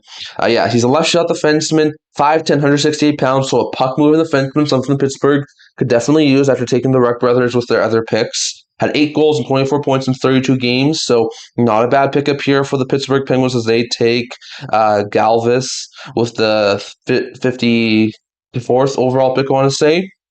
So once again, really solid puck-moving defenseman. This is a really solid pickup here, and there's a trade being announced here at the NHL Draft. So I'll try and update the scorecards here a little bit as we figure out who ends up getting dealt.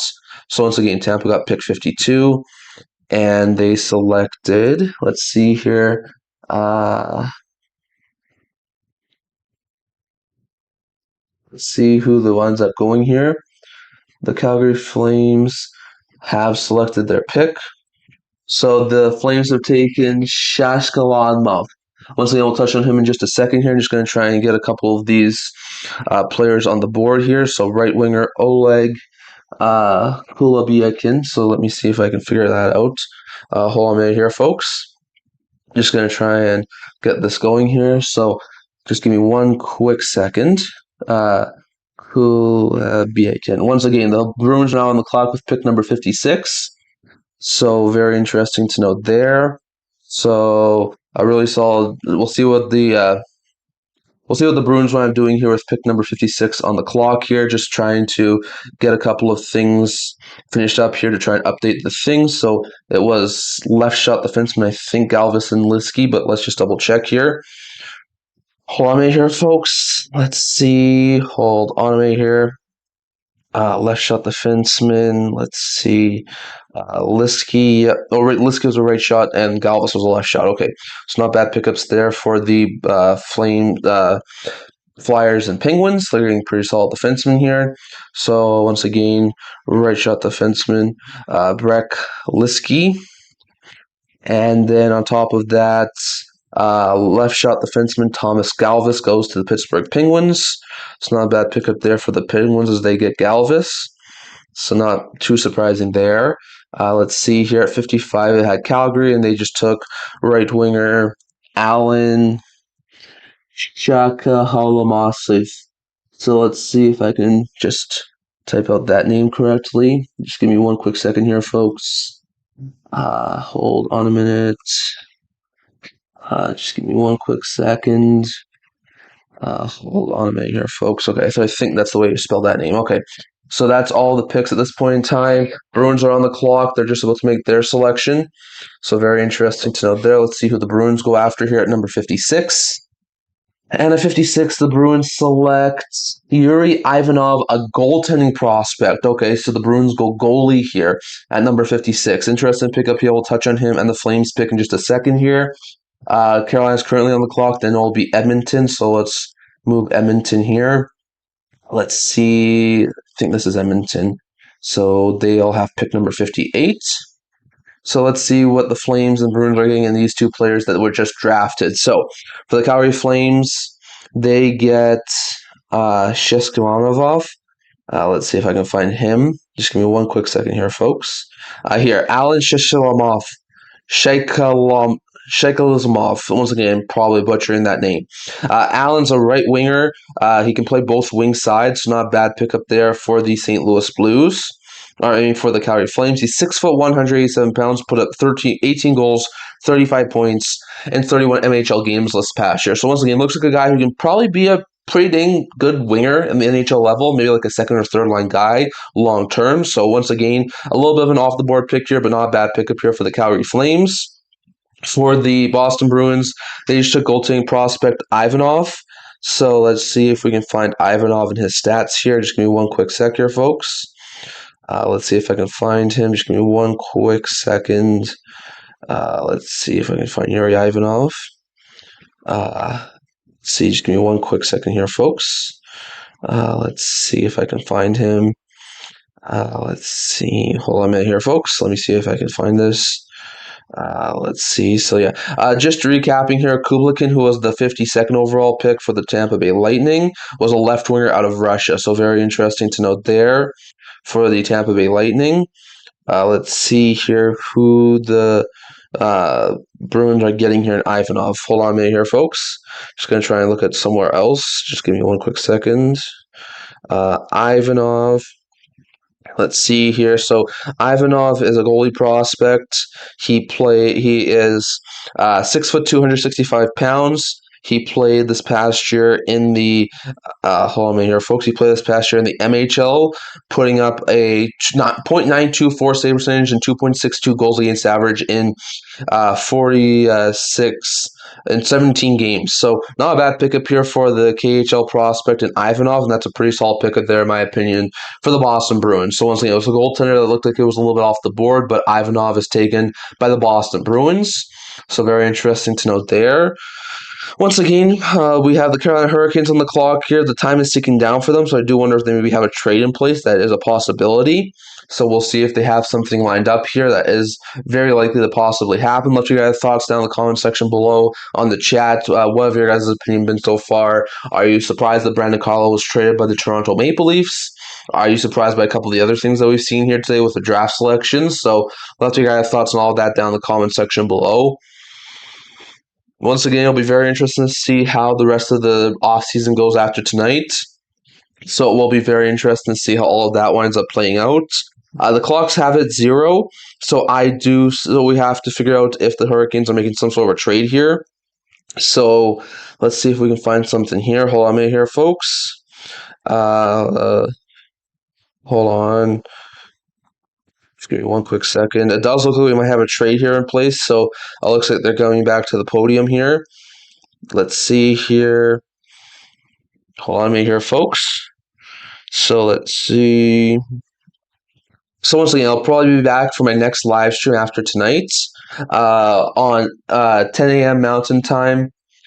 At 10 a.m. Mountain Time on Wednesday for this draft. There's a trade here in place for the Carolina Hurricanes. Let's see what the Carolina Hurricanes are doing here.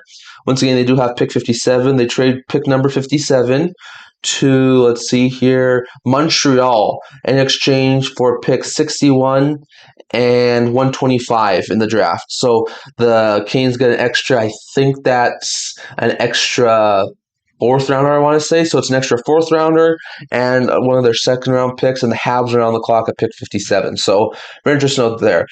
Craig, I do think there's a very likely chance the Penguins do make a trade. Like I said, I was expecting a trade for the Penguins yesterday. They wound up taking the Ruck brothers. So not upset with those picks that I had pitched for Penguins. I do think those are going to be some really good picks here. Once again, I think maybe for a little bit of a package that's maybe not for picks right now. Maybe they trade up in the draft. I could see that happening, Craig, but I still think there's a possibility we could see maybe like a Russia or Raquel trade for the Pittsburgh Penguins. Possibly. That's a possibility. The Habs are just announcing their pick right now, and at 57th overall, the Montreal Canadiens are selecting. Let's see who they select here at 57th overall. And for the Habs, it is going to be hold on a minute here, folks. It is Timofey Runso. So let's see if there's any sort of stats on him that I can find here. Just give me one quick second here, folks. Timofey Runso. So let's see if I can find him. Just give me one quick second here, folks. Let's see if I can find him here. Yes, Timofey Runso was a 6'3", 396-pound right shot defenseman. So very interesting to know there. 11 goals, 44 points in 68 WHL games. So not a bad pickup here for the Montreal Canadiens, getting him here at pick number 57. So I do think Runso could be a really solid pickup here for the Montreal Canadiens here at 56. So very interesting to note there. Once again, now it is the Edmonton Oilers who are on the clock at 58, and they have just made their selection. So let's see who the Edmonton Oilers are going after here. Let's see here, folks. Just give me one quick second so I can change this to Toronto is going to have the 60th overall pick, and they're going to be on the clock in the very near future. Let's see. The Oilers wind up going after, let's see here, Rudolph Belchetz. So let's go and see what the Oilers are getting here in Belchetz. So just give me one quick second here, folks. Toronto, they get pick 60. So let's change that over. Almost done with the round 2 of the NHL's entry draft. So only a couple of picks left. So the Toronto Maple Leafs, Edmonton Oilers are getting Belchetz. So let's see if I can find him here. Yes, Rudolph Collins. Bursch Collins is a 6'4" center prospect, 13 goals, 25 points in 48 USHL games. So not a bad pickup here for the Edmonton Oilers as they take Bursch Collins with that 58th overall pick. Stars are now on the clock. So very interesting to know there. Then it'll be the Edmonton Oilers. So very interesting to know there. 61st overall is the Carolina Hurricanes. So we'll change this over here to Carolina's. They're going to be on the clock in the very near future. Let's see here. Carolina's over here. So that's 61. So that'll be pick 61. Okay, so some very interesting things here. The Dallas Stars just made their selection. They take Jacob Vanacek. So that's not a bad pickup here for the Dallas Stars. Vanacek is, let's see here, he's a left shot defenseman, I think is what it said. Let's see here, Vanacek. I saw him somewhere. Just give me one quick second here, folks. Just give me one quick second. Hold on a minute here, folks. Yeah, Jakub Vanacek, left shot defenseman, 6'2", 198 pounds, put up 14 goals and 35 points in 59 WHL games. So not a half bad pickup here for the Dallas Stars, taking him. And they need some defensive help, so that makes a ton of sense there for Dallas. So very interesting to note there. And now the Toronto Maple Leafs are on the clock. Then will be Carolina. That'll be followed up by Philadelphia, who has picked number 62. So let's go over here and try and find Philadelphia. I think this is the Flyers. That's correct. Okay. So they're going to have pick 62. Remember, the Golden Knights did fortify their pick. No, pick 63 because of the situation that happened with the media availability at the end of the second round when Tortorella and the team didn't really have a media availability, broke some of the terms and the Vegas goal in the NHL CBA. So the Golden Knights were forfeited their second round pick. So that is why that second round pick is fortified. So very interesting note there. Once again, Craig Robertson is not an unrestricted free agent, so it's not that he can sign anywhere if he gets to July 1st, but he is a restricted free agent, so he is still going to have his signing rights being held by the Dallas Stars if he hits July 1st, but there will be an opportunity for teams to offer sheet him. Now, with the money he wants, it's probably going to be something that he wants that's going to be like $11+ million, which would be the equivalent of giving 4 first-round picks in compensation to Dallas Stars if that was an offer sheet candidate here. So once again, he's going to be a free agent, but a restricted free agent on unrestricted free agent. So it'll be very interesting to see how that Robertson situation plays over the next little bits. The Maple Leafs made their selection, and that is Alexander Blecky. Let's see if we can find Baliki. Hold on a minute here, folks. I think I saw him here somewhere. Yeah, left shot defenseman here, 6'2", 181 pounds, put up 9 goals and 29 points in 66 OHL games. Not half bad there for the Toronto Maple Leafs. So a really solid pickup there. I think eventually he could turn into a really solid like third, maybe second pair of defensemen there for the Toronto Maple Leafs. So once again, not half bad there for the Toronto Maple Leafs. And once again, this is a really solid defensive prospect here. Once again, 62 is the Philadelphia Flyers, 63 is the fortified Golden Knights pick, and 64 is the Rangers pick. So those are going to be the selections here coming up. Once again, so after this, it'll be the 64th overall pick with the New York Rangers that'll be on the clock. So we're going to switch this over here to the New York Rangers. So let's see if we can find some things over here. Just give me one quick second here, folks. Let's see if we can get something going here. Just give me one quick second. Let's see if I can get something going here. Let's see. Just give me one quick second here, folks. That's the New York Rangers. Oh, that's right. Okay, so this is the Rangers. Okay, just give me one quick second here. Change this to 64th. Hold on a second, folks, here. I just got to really quickly check on something. I'll be right back. Just give me one quick second. Hold on a minute here, folks. I'll be right back. Hold on a minute.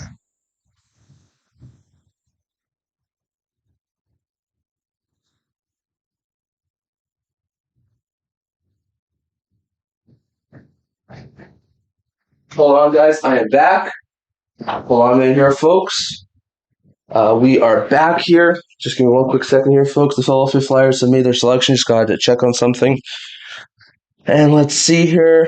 The Flyers have taken, let's see who they select here.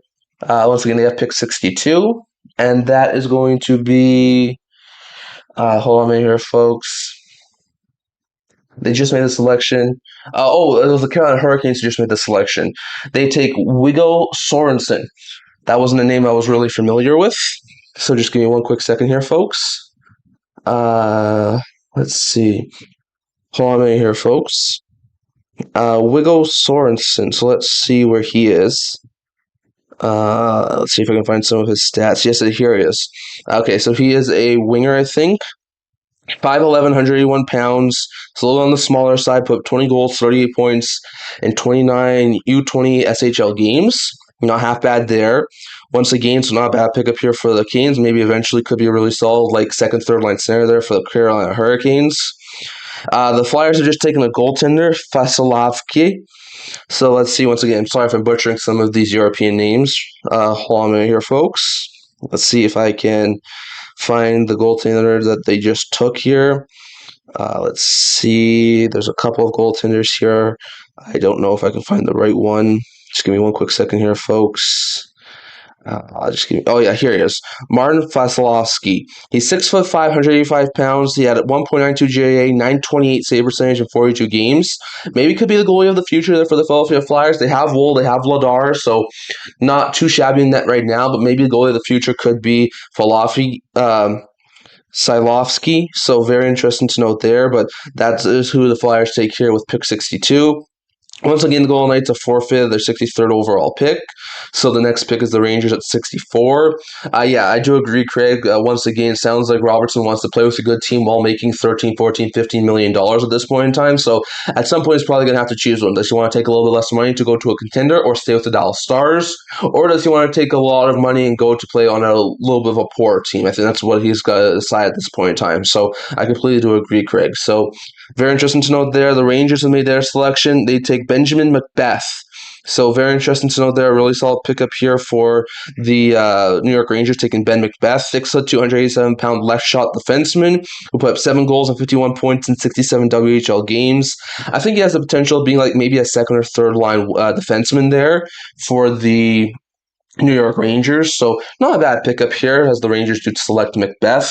So that concludes the second round of the NHL draft. So once again, we're going to still stay with you guys for the next couple of rounds, but that will conclude the little bottom area. So I'll update that so you guys can figure out who else went in the second round. So I'll try and update it as soon as I can. And now the Calgary Flames are on the clock. So very interesting to note there. Once again, not a ton of things have happened today. Once again, the second round is now finished.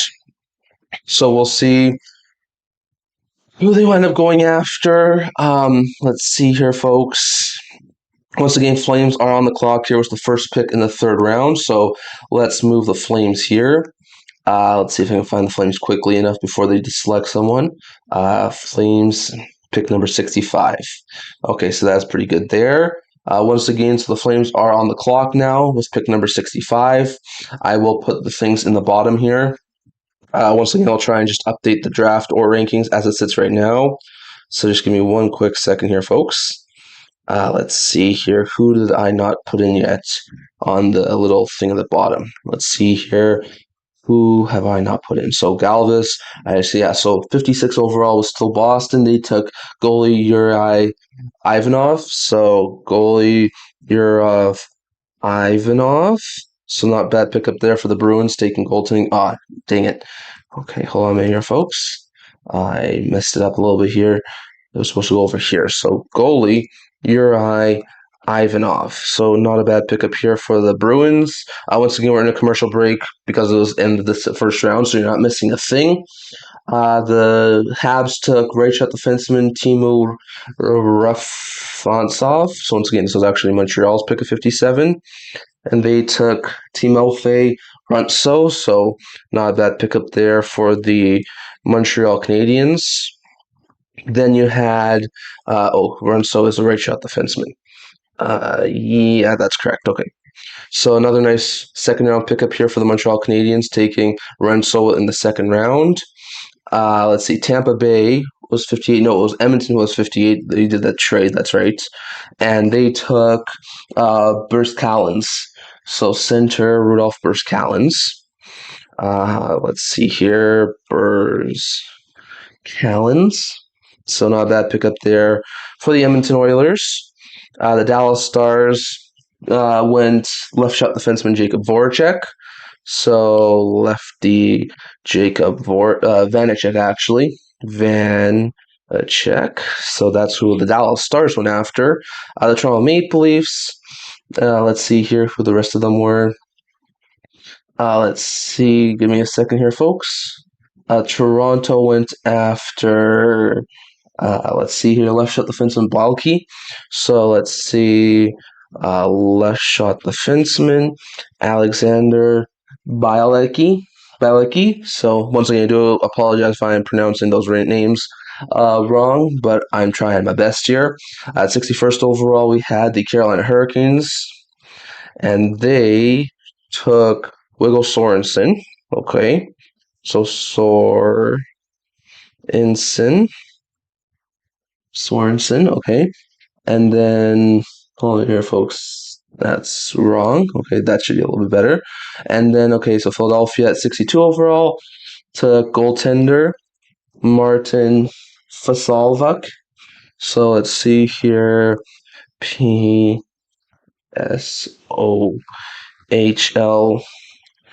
Once again, you guys are not missing anything. We are in a commercial break. So once again, until we get back, you're not missing anything. So not bad stuff there so far in this draft. Once again, we're in the break right now between the 60 at the start of the second round. At the end of the second round, start of the third round. So very interesting to note there. And the 64th overall pick was left shot defenseman Ben McBeth. So not a bad pickup here for the New York Rangers with getting McBeth. So those are all the picks now. They're all completely fixed. So once again, we're just back here. We have had the picks go for the first few teams. So the Calgary Flames took Joe Iginla. I wonder if there's any sort of connections to Jerome Iginla. I think that might be his other son. Remember, TJ Iginla was a first-round pick a couple of years ago. So Joe Iginla goes to, his dad is Jerome Iginla. So once again, another Iginla is going to Calgary as Joe Iginla goes to the Flames. And then Samu Alora goes to the Blackhawks, just taken right now. Danny Shekava goes to the New York Rangers, so we'll touch on those guys in a minute. The Hurricanes are now on the clock, so we'll change that to Carolina. Just give me one quick second here, folks. Just give me one quick minute here. Once again, Carolina is now on the clock. So very interesting to note there. Just want to make sure I had enough room for all of the players that I was doing. So give me one quick second here, folks. And yeah, okay, so that's all good. Let me just make a little bit of a space there at the bottom. That should be good. Okay, so now the Carolina Hurricanes are on the clock. So I'll put the Hurricanes up here. Let's see, Carolina's over here. They now have pick number 68. So Hurricanes are on the clock with the fourth pick, I want to say. No, fourth pick in the third round. So we'll see who the Carolina Hurricanes take. Once again, so far, Iginla to the Flames, Alora to the Hawks, and Shikov to the New York Rangers. So we'll see who those teams are getting in these sorts of players. So once again, the Flames start out by taking Iginla. So let's see if I can find his stats here. Just give me one quick second here, folks. Let's see. Just give me one quick minute here, folks. And let's see if I can find him. Let's see. Hold on a minute here, folks. We are just checking out some of the stats for some of the players who are just taken right now. Let's see. Joe Iginla's 5'10", 170 pounds. His father's Jerome Iginla, so another Iginla goes to Calgary Flames. I put up 15 goals and 31 points in 59 WHL games, so not half bad there. And once again, he's probably going to need a couple of years of development time, but I think eventually Iginla could be a really solid second, third liner in the Calgary Flames organization. The Hawks take Alora, who's 6'2", 220 pounds, put up 6 goals and 25 points in 40 US U20 games with the over in Liga, so not a bad pickup here for the Hawks. Maybe could eventually be a third, maybe second line defenseman there for the Chicago Blackhawks. And then Shahikov was a solid goaltending prospect by the New York Rangers, so not a bad pickup there. Let's see if we can find him. Let's see. Hold on a minute here, folks. Let's see if I can find him. So hold on a minute here, folks. Let's see if I can find. Let's see. Hold on a minute here, folks. Deny Shakov. Okay, let's see here. Once again, Denai Shakov is a goaltending prospect. He is 6'2", 292 pounds.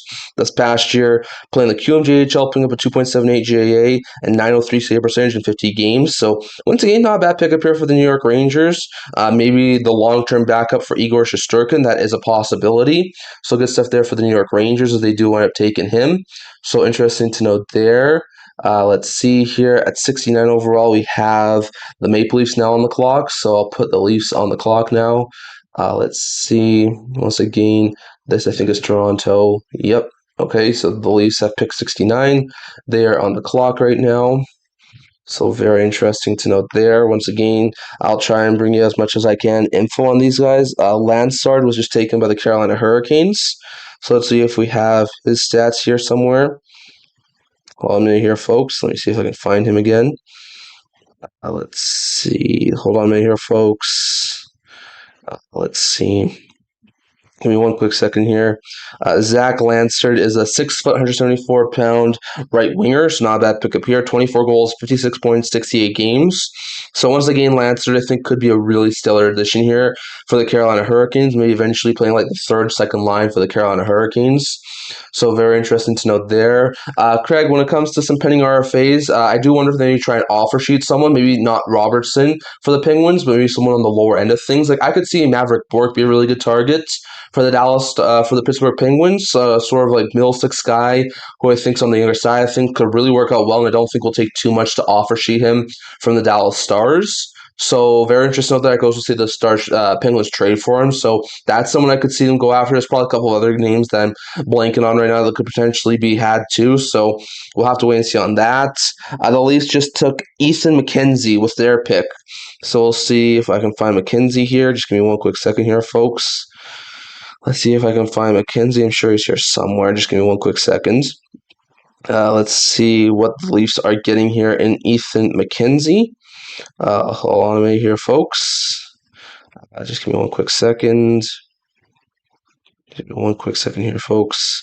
Left shot defenseman is Ethan McKenzie. Played this past year in the Edmonton system in the WHL. Put 61 goal. He's 6 foot, 187 pounds, putting up 22 goals and 58 points in 59 games. So not half bad there. I do think eventually McKenzie could be a really decent, like solid second, third pair defenseman there for the Toronto Maple Leafs. So once again, not bad pickup here for the Maple Leafs as they are able to take McKenzie. Once again, very interesting stuff there. Let's see exactly what ends up happening here. The Nashville Predators have just taken Dmitry Borchev. Oh, they took the goaltender. I thought Borchev would be the first goaltender off the boards. But Borchev goes here to the Nashville Predators. Not a bad pickup here for the Preds. 6 foot, 398-pound goaltender, put up 2.25 GAA and a 929 save percentage in 24 games in the MHL this past year. So great pickup here for the Predators. I think he could eventually be the goalie of the future behind Saros and Union. So really solid pickup here for the Preds as they are able to nab Borchev. So very interesting to note there. So with Borchev now being taken, let's see who's on the clock right now. It's the Jets. So let's put the Jets on the clock now. So hold on a minute here, folks. Let me just try and get this. I think this is Winnipeg. Yep. Okay. So the Jets with pick number 71 are now on the clock. And it looks like they're just about to make their selection. And the Jets go here. Let's see who they go after. Sens are now going to be on the clock. And the Jets go Samuel Hakansson. That's another goaltending prospect. So the Jets go goalie just after the Preds go goaltender, so not bad there. Senators are now on the clock, so let's see who the Senators maybe go after here. Let's see, Ottawa's over here. They have pick number 72, so that's really solid stuff there for Ottawa. Once again, we are already at the 8th pick of the third round, so very, very interesting to note there. Let's see here what else is winding up happening. Once again, these picks go very, very fast. Let's see. So who are the Jets getting in Samuel Hakansson? Hakansson is a goaltending prospect. Let's see some of his stats. Give me one quick second here, folks. Hold on a minute here. Let me try and figure out some of his stats and try and find him. So give me one quick second here. Once again, I think he was one of the better goaltending prospects as well. So that makes some sense as to why they would take him here. Let's see, Samuel Hakansson. I think he was here somewhere. Can't remember where I saw him exactly. Let's see if I can find him. Just give me one quick second here, folks. And now the Senators are making their selection. And the Senators are going, let's see here. So Hakansson is a goaltender. He played in Fargo of the USHL, putting up a 2.20 goals against average and a 918 save percentage in 9 USHL games. So very interesting to note there. He has 6 foot, 390 pounds. Not a bad pickup here for the Jets going Hakansson. The Senators have gone after Adam Nemec. Is that Nemec's brother? Hold on a minute here, folks. Let me just see. It is Adam Nemec. So a solid pickup here for the Ottawa Senators, taking Adam Nemec. Let's see if I can find some of his stats. I'm not sure if he has any connection to Simon Nemec. I'm not exactly sure. I think he might be his brother. Let's see. Brother of Flames defenseman Simon Nemec. So once again, Nemech's brother is selected here by the Ottawa Senators.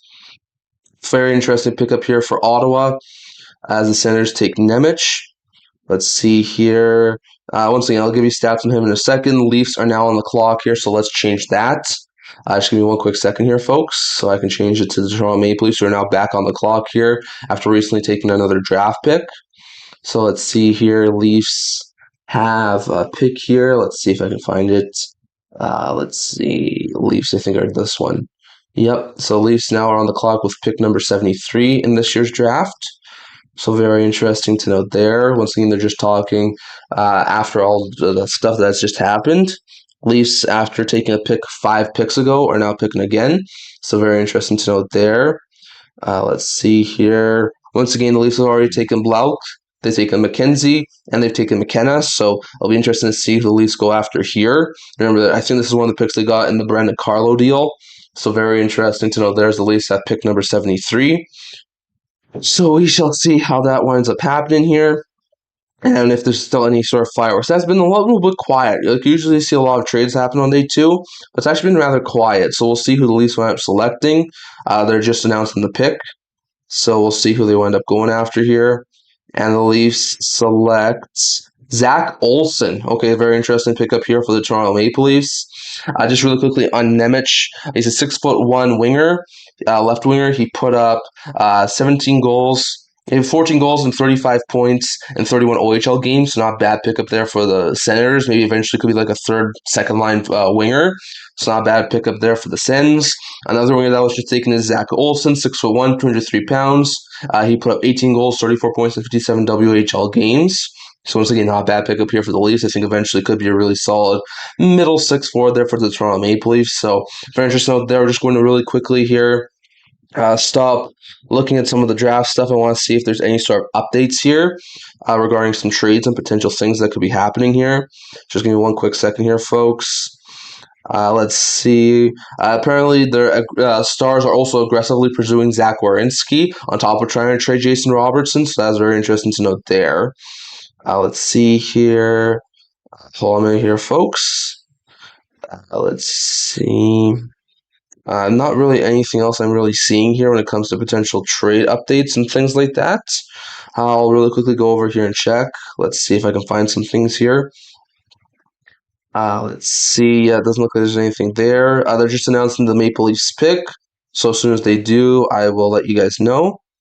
Hold on a minute here, folks. The Leafs have taken... let's see. The Leafs take... Oh, no, it was actually the Avalanche who were on the clock. And they took Beckett Hamilton. Not a bad pickup there for the Avalanche as they get some more forward help. So really solid stuff there for the Avalanche. We'll touch on Hamilton in just a second. So let's see what the Avalanche are getting here in Hamilton. So let's see if I can find his stats here. Just give me one quick second here, folks.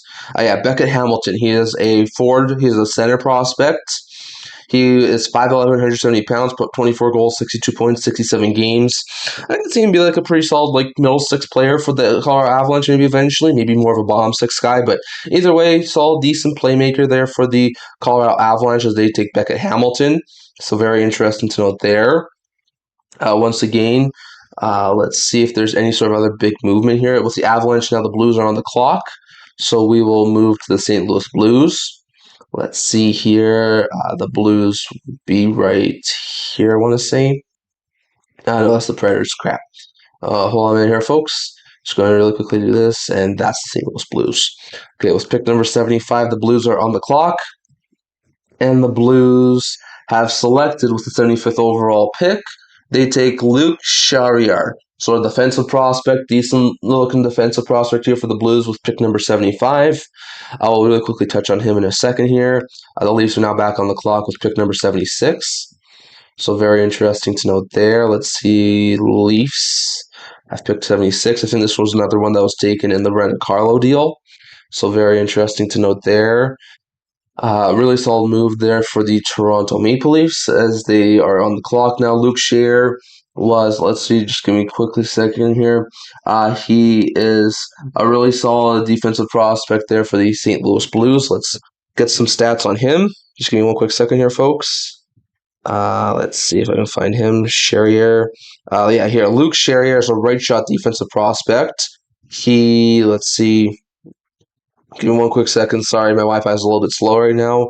He's 6'3", 394 pounds, put up 1 goal, 9 points in 25 USHL games. It's not a bad pickup here for the St. Louis Blues, as Charrier is going to go and be a prospect in the St. Louis organization. It's not a bad pickup there for the Blues.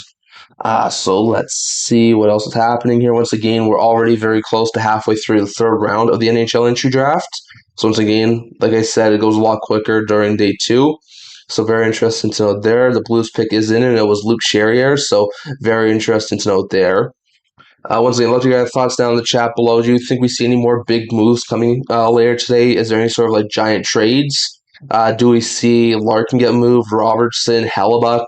And I'd love to hear your thoughts on all the other things that could potentially happen today down in the comments section below. So love to hear your thoughts on all of that. Once again, Leafs are currently on the clock with pick 76. Then it'll go to the New York Rangers with pick 77. So very interesting to note there. They have the Canucks pick at 78. You have the Red Wings pick at 79. So some interesting pickups here for the NHL and the second round of the NHL Entry Draft.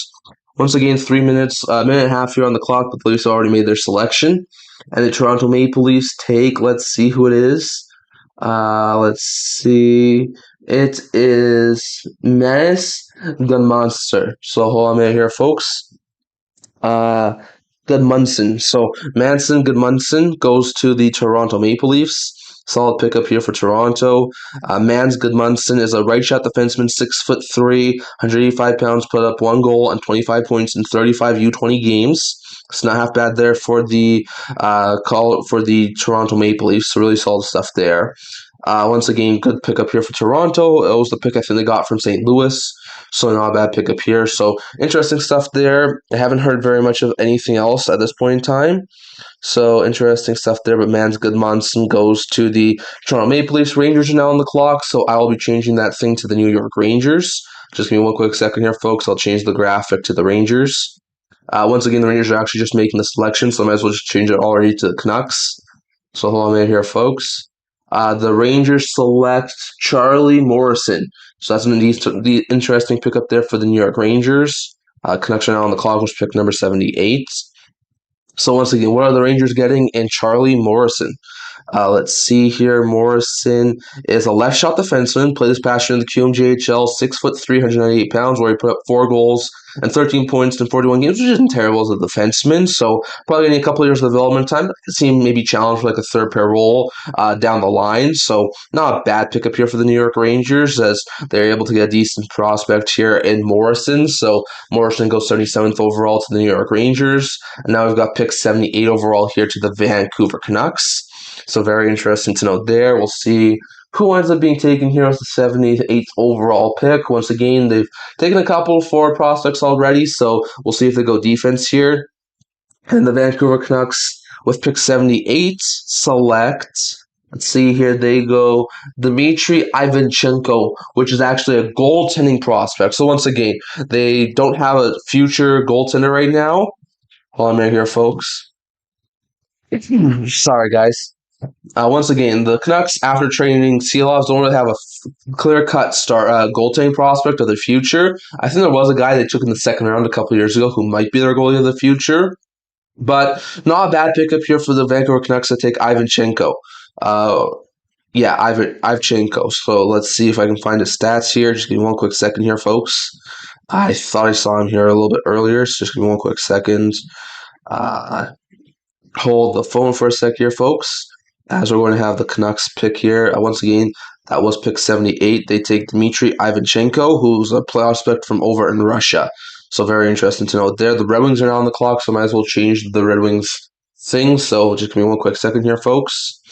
Let's see. Detroit is going to be here. So not a bad pickup here for the Canucks. A little bit off the board pick here in Ivanchenko, but not a bad pickup here. Actually, Detroit just made their selection.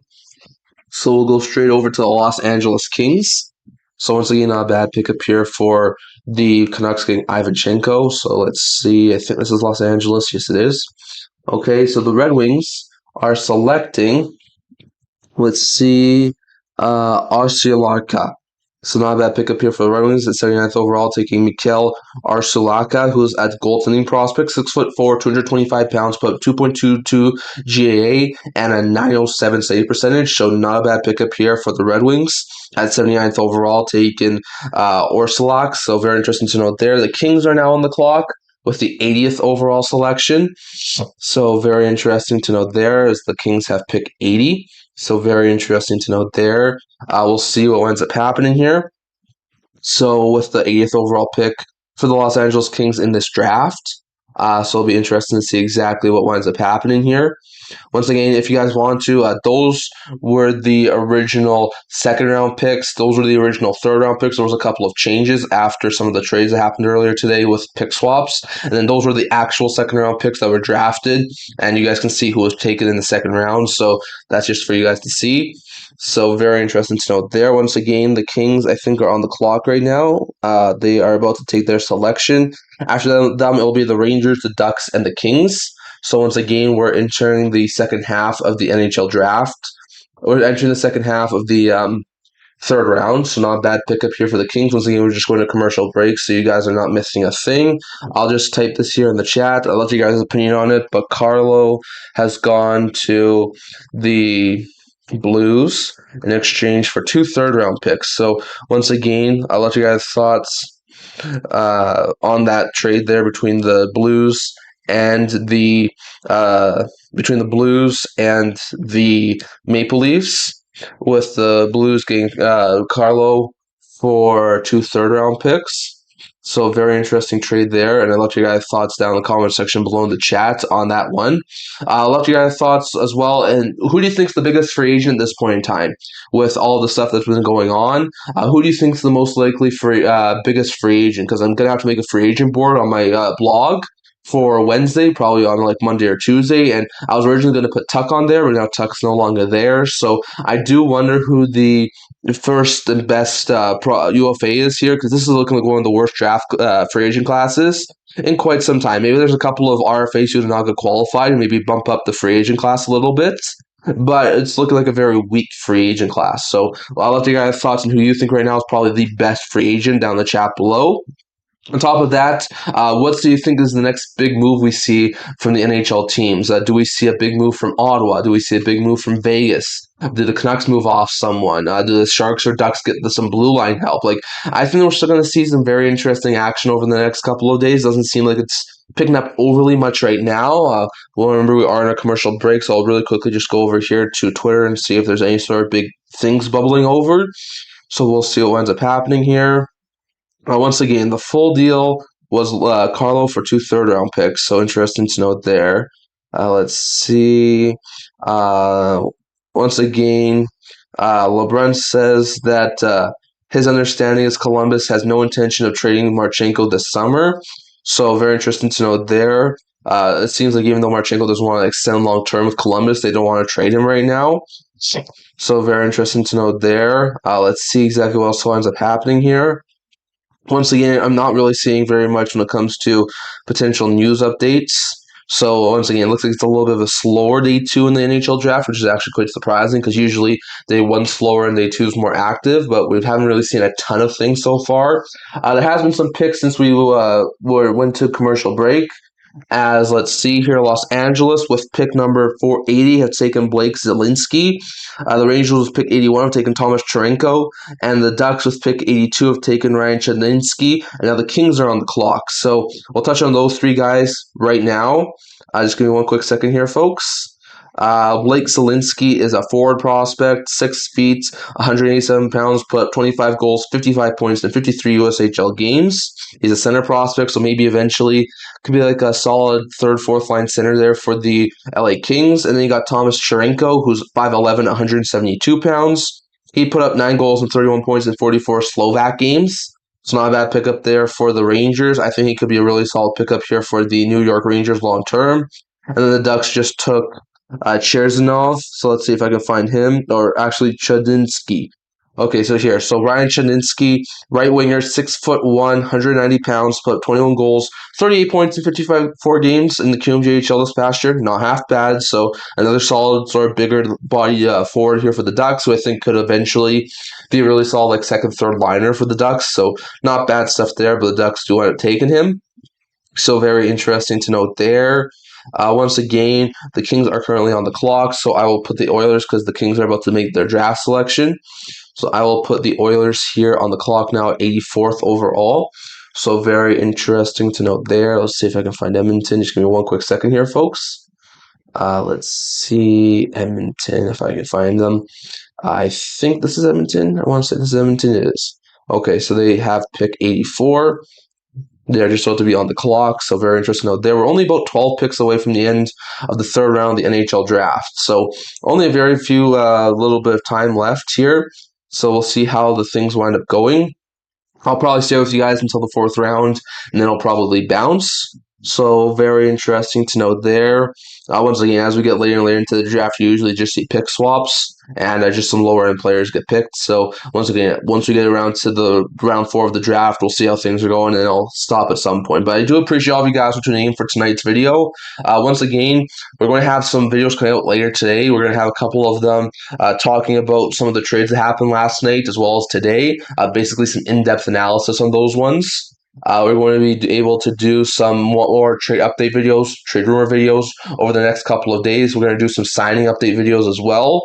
And we're also going to be doing a few updates when it comes to what happens with the buyout window closing, the qualifying offers needing to be announced. So that'll be happening tomorrow, Monday, and Tuesday. And then Wednesday morning at, I think, 9:30 a.m. Mountain Time, we're probably going to have our live stream for the NHL free agency.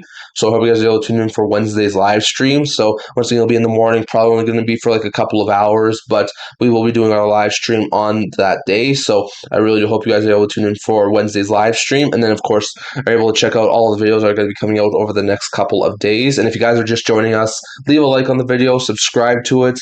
Best audio content on YouTube is right here. So I really do appreciate your guys' support. So if you guys really do like what I do here, I love you guys to see you guys. Leave a subscribe down below, leave a comment, and leave a chat in the chat below. So once again, we have a trade alert here, guys. So there's a trade being happening here with the Los Angeles Kings third pick. So let's see what the Kings are going to do here. The Kings have traded pick 83 to the Minnesota Wild in exchange for number 89 and 153. So another pick swap here is the Wild are now on the board at number 83. So I'm guessing they're going to really quickly select here. Then the Oilers are going to go on the board. So let's see exactly who ends up going here. But not a bad pickup here for the Minnesota Wild. So they trade up 6 spots to move off. I think it was like a 5th or 6th round pick. So not a bad pickup here for the Minnesota Wild as they are able to trade up in the draft, and we'll see who they wind up selecting here at pick 83. So very interesting to note there. And like I said, I hope you guys are able to tune in for my live stream on Wednesday and more videos coming out in the very near future. They're just announcing the pick here, and with the 83rd overall selection in the draft, the Minnesota Wild selects, let's see here, it is Adam Anderson. So a very interesting pickup here for the Minnesota Wild as they take Anderson here. He's a center prospect, 6'4", 214 pounds. He put up 3 goals and 17 points in 30 U20 SHL games. So not a bad pickup there. I think Anderson eventually could long-term be like the second or third line center there for the Minnesota Wild. Probably going to need some development time, but not a bad pickup here from Adam Anderson. So very interesting to note there. Oilers are now on the clock at pick number 84. That'll be followed by the Leafs at pick 85. So I'll just really quickly switch it over here to the Toronto Maple Leafs, as it looks like the Oilers are very close to making their announcements. So let's see here. The Leafs are going to have another first-round pick, third-round pick here. So very interesting to note there. So there's the Leafs' 85th overall pick that's going to be on the clock right now. So very interesting to note there. Let's see who the Oilers took. Oh, the Oilers just made their selection. The Oilers take Malcolm Gastrin with the pick Let's see if I can find Gastrin here, guys. Just give me one quick second here. Not a bad pickup here for the Edmonton Oilers, taking Malcolm Gastrin, who's a left winger, 6 foot, 174 pounds, who put up 9 goals and 25 points in 24 U20 SHL games. Did not look half bad. So a nice pickup there for the Edmonton Oilers as they take Gastrin, and we'll see how he works out at the Oilers. Once again, maybe it could be eventually a solid like third liner. So not a bad pickup there for the Edmonton Oilers. So I'll pick up there. Let's move down here as the next pick is going to be, let's see here, after Toronto, it's Pittsburgh. So the Penguins are going to be the following team on the clock. So very interesting to note there. I think, nope, that was the Flyers. Crap. Okay, just give me one quick second here, folks. Let's see. Is this no, that's the Rangers. Hold on a minute here, folks. Give me one quick second. This is the Penguins. Okay, so the Penguins are now on the clock with pick number 86 in this year's NHL Draft. So very interesting to know there. Let's see how everything winds up going here. I really do appreciate it, all of you guys' support. So thank you for all of your support, and I really do appreciate it. The Leafs are just about to make their selection here. Once again, a lot of Leafs fans here in the Buffalo Stadium, so very interesting to know there. Once again, we'll see who the Leafs go after here. After that, it'll be Pittsburgh. After that, it will be Ottawa with pick 87. So very interesting to note there. And then it'll be Boston with pick 88. So we shall see how all those guys go. But very interesting so far about how it's done so far. So very interesting to note there. So once again, it's been a really bit of a quiet day here on the on the trade list. Once again, we've only had a couple of trades and just one involving player. The Maple Leafs, I think, have just made their selection. So let's see who they wind up making that selection with. Let's see the pick at number 85 overall for the Toronto Maple Leafs. Let's see who they wind up selecting here. Once again, maybe there's a trade involved because it's actually getting pretty low into the draft thing. So very interesting to know there. We'll see if there is a trade here to announce. Let's see here. Let's see if I can find something. Yeah, so it was pick 73 and pick 76 to the Toronto Maple Leafs in exchange for Brendan Carlos. So Carlos now a member of the St. Louis Blues. Not sure how that will be for them. Once again, like I think for 2 third-round picks, it's a really good value add there for the St. Louis Blues. I'm not sure exactly how impactful Carlo will be after how he's been doing over the past little while. Let's see. Hold on a minute here, folks. The Toronto Maple Leafs just selected Juuso Anaheim. So the Anaheim goes to the Toronto Maple Leafs. So let's see if I can find some things on him. Just give me one quick second here, folks. Let me see if I can find some of his stats. Let's see. Just give me one quick second here. Give me 1 minute here, folks. I might not be able to get things. And once again, the Penguins are now on the clock. So let me see if I can find his stuff. Just give me one quick second here, folks. Juuso Anaheim is a goaltending prospect. 6'4", 198 pounds, put 3.28 GAA, 892 save percentage, in 14 U20 Liga games. Not overly impressive, but still pretty dang good. So really good stuff there. Let's see here who the Penguins wind up going after. The Penguins are now taking, let's see here, Pierce Mabouye. Mabouye is going to be taken here by the Pittsburgh Penguins. So let's see here. Pierce Mabouye is a 5'11", 163-pound left winger. It's not a bad pickup here for the Penguins, putting up 32 goals, 75 points in 68 OHL games. So not a bad pickup here for the Penguins as they take Mabouye. So Mabouye has now been taken, and now we'll go to pick number 87 overall as the Ottawa Senators, I think, are now on the clock. So let's go over and switch it over to the Senators here. Give me one quick second here, folks. Let's see. I think this is Ottawa. Yes. Okay. So the Senators are now on the clock. They got pick number 87. So we'll see who they select here. And that'll be followed up by the Boston Bruins. So interesting stuff there. Yep. Senators are now on the clock. So we'll see where Ottawa winds up going here. So once again, they've had a couple of very interesting picks earlier in the draft. So we'll see. Do they go for someone on the defensive side? Do they go on the forward side? A couple of the better prospects still available here are Valentini, Vandenberg, The Oreo, Elofsson on the defensive side, Dravacheviki on the defensive side. You got Pantelas on the defensive side. So there's a couple of interesting guys here. You got Steiner on the forward group. You got Gashilov on the forward group. So still some very interesting ones here for the all centers to pick from. So yeah, it'll be very interesting to see how that all winds up going. So we'll see how everything winds up going here for the Sens. Let's see here. Just give me one quick second. Just give me one few seconds. Once again, there's a minute and a half left here on the draft clock here for the Senators. So what are some of your things that we think we could see happening over the next couple of days? I'll let you guys' thoughts with the Senators currently on the clock right now. Do we see a Robertson deal? If so, what sort of a contract does he get and where does he go? Just give me one quick second here, folks. Hold on a minute here, folks. Sorry, my Wi-Fi is a little bit spotty, so I'm sorry that it disconnected for a little bit. So just give me one quick second here, folks. I do apologize for that. Once again, the Sens are making their draft selection. And the Sens are selecting, let's see who they select here with the 87th overall pick. They take, let's see who that is. It is Oscar Holmertz.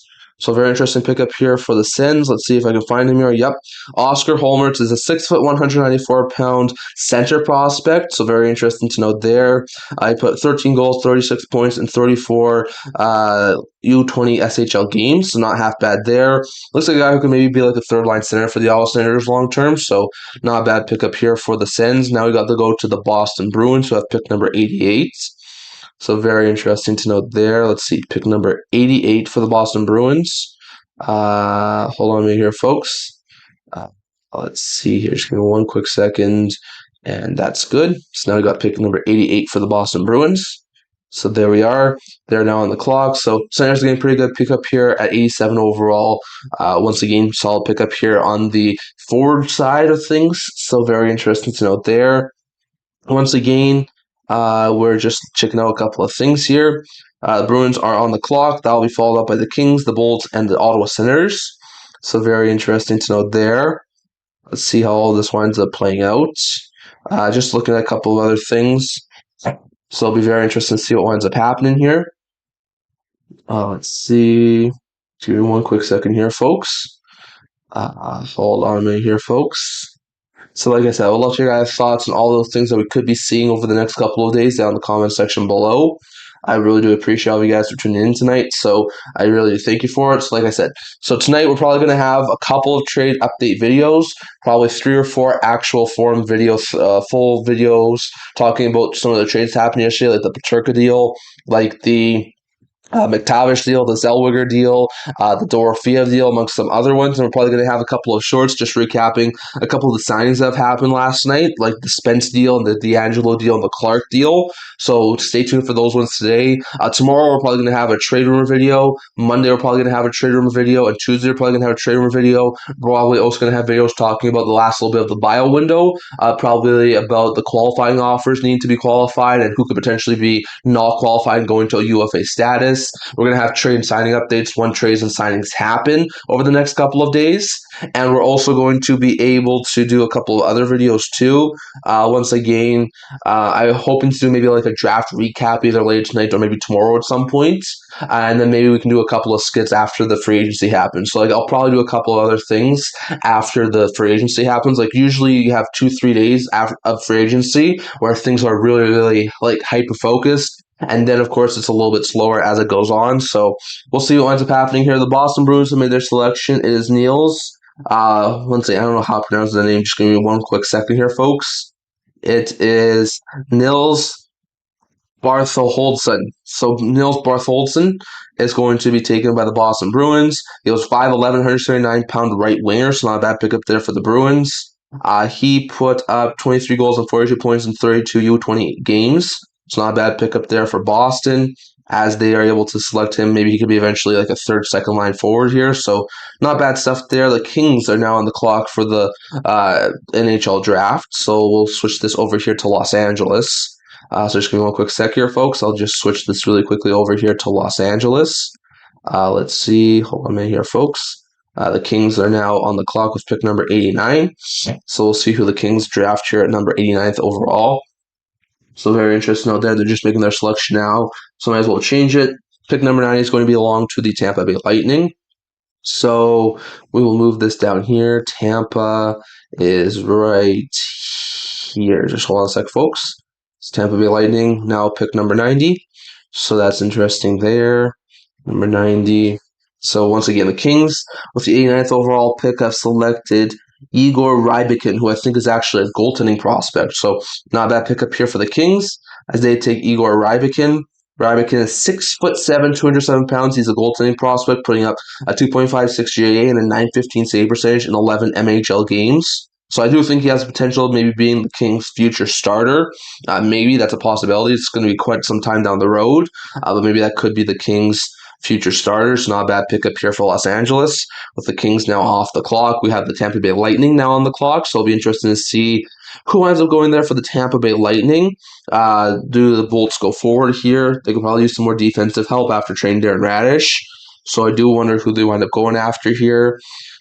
Once again, been a rather quiet day so far when it comes to potential trades and things like that. I do expect things to still pick up over the next couple of days leading into free agency, but it'll be very interesting to see if there's anything that's going to happen later tonight. Watch me call off the stream in like another half an hour, 45 minutes, and then wind up having some big trade go down. So it'll be very interesting out there. The Bolts have just taken their pick here, 90th overall, and they've taken Thomas Kralovic. Kralovic is a 6'3" right-handed defenseman who put up 6 goals and 31 points in 52 Slovak games. I think he could eventually be like a solid third pair defenseman there for the Bolts. Sens are on the clock. That'll be followed by the Vegas Golden Knights. So we're in the home stretch here of the third round. So once again, the Senators are on the clock, but it looks like they're just about to make their draft selection. So I'm going to go really quickly here and move this one to Vegas. So let's do Vegas here. They're going to have pick number 92. So interesting to note there. Once again, I'll stay with you guys for the first few picks of the fourth round. I'll probably tune off at around 11:30, maybe closer to 11:45.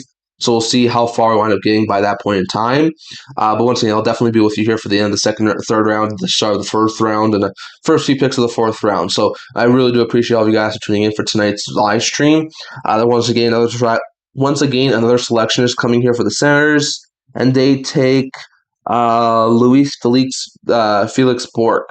Let's see here. Hold on a minute here, folks. Louis Felix Bork. So Bork is a right winger. Hold on a minute here, folks. 6'2", 216 pounds, put 24 goals, 49 points in 54 games. I do think Bork has the potential to be a really solid second, maybe third line right winger there. Sort of a bigger body guy, hard to play against. So not a bad pickup here for the Senators. Now the Knights are on the clock here for the draft selection here. So they're at 92 overall. Let's see, 93 overall is going to be, hold on a minute here, folks. I actually got it right here. The 93rd overall pick is going to be the Habs, I think. And then 94 is Columbus, 95 is Vegas. So it's Habs, and then Jackets, and then Golden Knights. So we'll see what ends up happening here. I will move this here. The Knights just making their draft selection to the Habs. So very interesting to know there. Let's move this. Montreal is going to be right here, 93rd overall. They're on the clock right now with Vegas making their draft selection. So we'll see who Vegas winds up taking here. Let's see. Hold on a minute here, folks. Knights are on the clock right now, and then they're going to have a few more picks here. So we got 93, second overall with Vegas, 93 overall with Montreal, 94 with Columbus, 95 with Vegas, and 96 is going to be Vegas again. Or 96 is going to be the Utah Mammoths, I think. It might have been traded, so just give me one quick second so we can see if we find out what happens there. But either way, we will be with you here for the next about 20 to 30 minutes, doing some more draft coverage here of the NHL Entry Draft. So very interesting to know there. Once again, so far the only big trade that's happened is Brendan Carlo has been dealt by the Toronto Maple Leafs to the St. Louis Blues. Wasn't a player who was on my trade bait list, but was a player that I was hearing could wind up getting moved, so not too surprising there. So very interesting to know there. Once again, it'll be interesting to see how all of this winds up going. Let's see here. Hold on a minute here, folks. 55 seconds left for the Golden Knights on the clock. We'll see if they do wind up making some sort of a move. So let's see here. Once again, nothing really seems to be substantial right now. I'll just double check some of the insiders and see if there's anything that they're talking about right now. So let's see here. Just give me one quick second here, folks. Let's see. Just give me 1 second here. Let's see. Just give me one quick second here. Yeah, it doesn't look like there's very much of anything being talked about right now. Probably some things going on around the scenes, behind the scenes, but at this point, it doesn't look like anything's being happening right now. So once again, it doesn't look like anything's too close on an extension or trades. So very interesting to know there. But once again, we got Vegas on the clock right now at 92 overall. Then we'll have Montreal at 93 overall.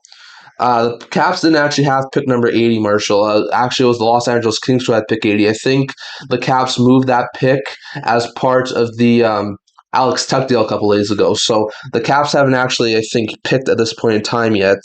If memory serves me correct, their next pick, let's see here, I only got to the third round. So the Caps' next pick will be pick 112 overall. So I don't think they picked number 80. I'm pretty sure that was Los Angeles' pick. So I don't know how the Kings got that pick, but either way, very interesting to know there. The Golden Knights have just taken Benjamin Wilmot with their 92nd overall pick. So let's see if we can find him, and then I'll give you guys some stats on him. So let's see if we can find him here. Just give me one quick second here, folks. Let's see. Hold on a minute here. Benjamin Wilmot has been taken by the Vegas Golden Knights. So let's see here. That's a center left winger. He played over in Barrie of the OHL this past year. Wilmot, 6'1", center/left winger. He put up 27 goals and he put up 66 points in, I think that's 66 games. So a point per game player over in the OHL is not something to scoff at. I do think Wilmot could eventually be a very fantastic pickup here for the Golden Knights. So not bad here at 92 overall as the Golden Knights get Wilmot. So really interesting to note there. Just give me one quick second here, folks. Okay. The Habs have also made their selection. They take Cooper Cleaves, who's a defensive prospect with the 93rd overall pick. So I'll see if I can find Cooper Cleaves here. Let's see if I can find him. Just give me one quick sec here, folks. Let's see. Once again, a really solid pickup here for the Montreal Canadiens, getting Cooper Cleaves with the late third-round pick that they have here. So let's see. He's a right shot defenseman, played this past year in, let's see, in the NCAA. He's 6'3". He put up 4 goals and 10 points in 30 NCAA games. So not a bad pickup here for the Habs. They are able to take right shot defenseman Cooper Cleaves, who I think eventually could be a really solid third pair defenseman. So very interesting to know there. Now on the clock is the Columbus Blue Jackets. Looks like they're just about to make their selection. So we will actually go over to the Vegas Golden Knights now, who will have pick number 95. So very interesting to know there. Let's see if we can find him. Find the Golden Knights things. Hold on a minute here, folks. I think this is Vegas. Yes, it is. So Vegas is going to have pick number 95 here in this draft. And interesting stuff there. So once again, we'll see who the Jackets take at 94 and the Knights take at 95. We're into the late rounds of the third round, so very interesting to note there. Just see how everything is going to wind up playing out. Let's see. Hold on a minute here, folks. Once again, I'll be with you guys here for the next 20 to 25, 30 minutes. So we will be here for the next little bit. Hold on a minute here, folks. Just give me 1 second, just making sure everything. I thought it glitched out again, so just give me 1 quick second, make sure everything's still up and running. Columbus is still on the clock right now. As I just gotta quickly check a couple of things. Hold on a minute here, folks. Hold on a minute here. Just give me 1 quick minute here, folks, as we see who the Columbus Blue Jackets take with pick number 93 or 94. I mean, there's a trade involved here, so we'll see. Let's see exactly what winds up happening here. Once again, there's only 3 picks left here in the second round, so very interesting to note there. So we'll see what ends up happening here and how the next few picks wind up going. Like I said, we're going to have a few videos here later today talking about some trades that happened. So we'll talk about the Peterka deal, the Carlo deal, a couple of other picks here. I'll do some shorts talking about some of the signings recent memory with guys like Jordan Spence, Deone D'Angelo, Brant Clark. And then we're also going to have a couple of other videos coming out over the next little bit talking about other things probably later this week, next week, and early the week after. I'll have some skits coming out. So hopefully you guys are able to tune in for those ones. Like I said, over the next couple of days, like Sunday, Monday, Tuesday, then Wednesday with the live stream, Thursday, Friday are probably all going to be very, very busy talking about free agency news and trades and things like that. But like later on in the week and then next week, when the start of it, it'll start to slow down. So very interesting to note there. Jackets made their selection. They get Alessandro Di Orio. So not a bad pickup here for the Jackets. He's 6 foot, 194 pounds, who put up 12 goals and 31 points in 45 OHL games. Looks like a guy who can probably put up like second, third line minutes. It's not a bad pickup here for the Blue Jackets. So once again, a really solid pickup here to help out in their middle six. So very interesting to note there with the Jackets now having 94. The Knights are about to make their selection. So that will lead the Utah Mammoth to pick number 96 being on the clock. So we will move that there. So just give me one quick sec here, folks. I think this is the Mammoth. It is. Okay, so the Mammoth have pick number 96. So interesting to note there. So very good stuff here. Let's see. So yeah, very interesting stuff so far here. The Knights are about to make their selection, and then Utah will have the last pick of the third round. Like I said, I'll stay with you guys for the next couple of picks going into the fourth round. Probably stay with you guys until probably around 11:30-ish. So very interesting to note there. So interesting stuff here so far. Let's see once again who are the Blue Jackets Knights going to be taking here at 95 overall. So once again, just a couple of third round picks left here in this draft. The Knights have 95, the Mammoths have 96, and then we're into the fourth round. So very interesting to note there. Once again, like I said, I'll stay with you guys for the next little bit, and then we'll, of course, sign off. But as you can see, down below right here is where all the second-round picks were. They're going across the screen here, so you guys can see Rogowski went to Vancouver, Villeneuve and Ruberich went to Chicago, Harrington went to Calgary, Van Heinen went to New Jersey, the Seattle Kraken got Mutrin, the Penguins got the other Ruck brother, the Panthers got Ignan Chivias, the Canucks got Aram Olsen, and so on and so forth. So you guys can see all the second round picks down below. You guys can also see the original picks going into today for the second and third round here. So you guys can see that too. Vegas is currently on the clock. They have 45 seconds left here. I do wonder if we see maybe a trade here. We haven't seen very many trades, even pick swaps. There haven't been a ton of those things today. So very interesting out there. Knights are making the selection. And the Knights select with the 95th overall pick. Let's see here. They take Sean Burke. It's not a bad pickup here for the Vegas Golden Knights, taking Burke. I will go and see some of his stats over the past little while. I'll just give you one quick second here, folks. Just looking to see if there's anything, any big pieces of news. Let's see. Hold on a minute here, folks. Let's see.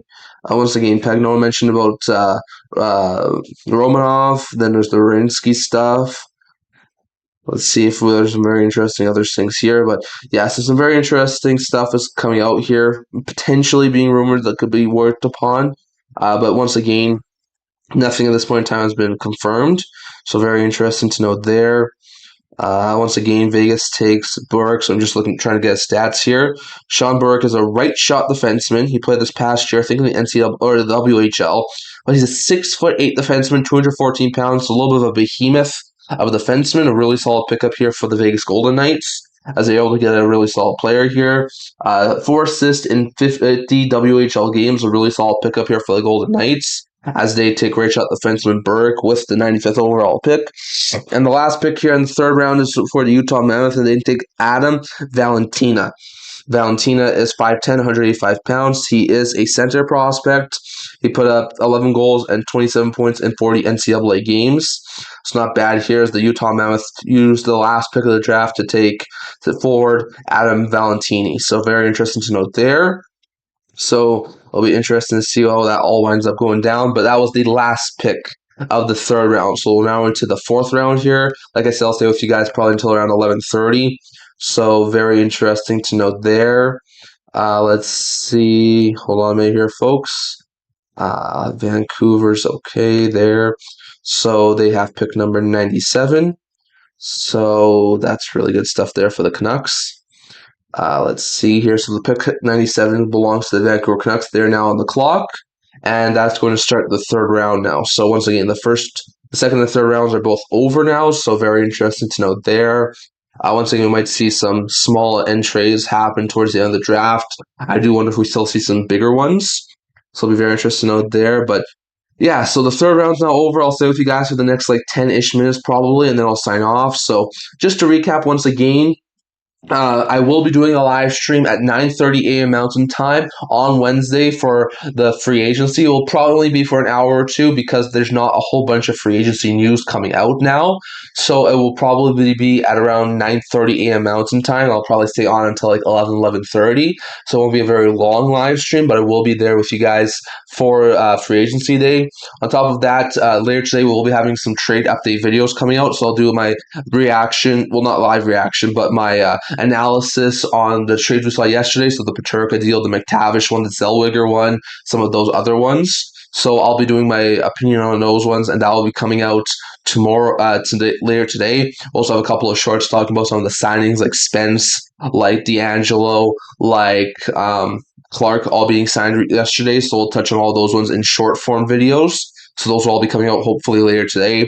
Tomorrow we'll be doing a trade rumor video as well as Monday and Tuesday. I will talk about the qualifying offer during those 3 days. The qualifying offers, I think, either on Monday or Tuesday have to be handed out. So there's going to be a couple of RFAs that don't get qualified, become UFAs, which will improve the free agency stock at least a little bit. On top of that, we will also do the buyout updates because the buyout window will close, I think, on June 30th. So that's the last time people can buy out players. So it'll be interesting to see how that winds up going. Once again, we'll have trade updates and signing updates as soon as I can possibly do it for news that how it comes out over the next couple of days. And then, like we said, we're going to be here on Wednesday. Probably going to have a couple of like signing update videos and like shorts like that. We're also probably going to be able to do a couple of trade update videos on like Wednesday, Thursday, Friday for some of the bigger things that wind up happening. And then on Saturday, we're probably going to just do a trader video, a couple pieces of news. And then on Monday, we'll probably do a couple of skits, some things to really cover up the slower parts of the off season. Because I think after basically mid-July, it'll start to become really, really slow. So very interesting to note there. But I will be doing another live stream at 9:30 a.m. Mountain Time on Wednesday. So I hope you guys are able to tune in for that one. And then, of course, we're going to have some more update videos coming out later today, tomorrow, Wednesday, Thursday. So very interesting to note there. But I hope you guys are able to tune in for all those videos. And once again, I do appreciate all of you guys for tuning in for the draft videos we did this year. I really do appreciate it. Once again, I do thank you all for your support and for helping me out here. Once again, if you guys haven't already hit the subscribe button on the channel, we're trying to hit 750 subscribers in the very near future and trying to hit 725 in maybe in the next couple of days. So if you guys can hit that subscribe button, it would really, really help. So I really do appreciate it. Once again, we're still in the commercial break, so just very interesting to note there. Let's see what else winds up happening here. Once again, let's see if there's any updates here on the third round. I don't see any right now. It does look like there's maybe one more. It looks like Yaroslav Brizgaliev has gone to the Vancouver Canucks. He's 6'4", a center left winger, 220 pounds. He put up 13 goals, 55 points in 64 games.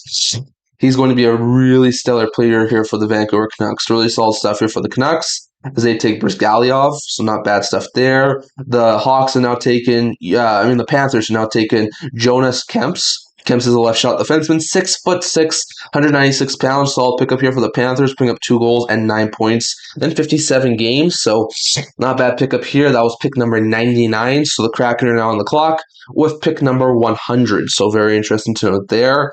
Let's go over here. Let's find Seattle and put them on the clock here. So let's see. Just give me one quick second here, folks. Let's see. Hold on a minute here, folks. I think they're here somewhere. Yeah, there's the Kraken. Okay, so they are now on the clock. It is now pick 100 on the clock. So very interesting to note there. Let's move this a little bit over here so that's a little bit better. Okay, so we're now on the clock with the Seattle Kraken after the Canucks and the Panthers made their first third-round selections. So very interesting to know there. They're just making their selection right now. Let's see here.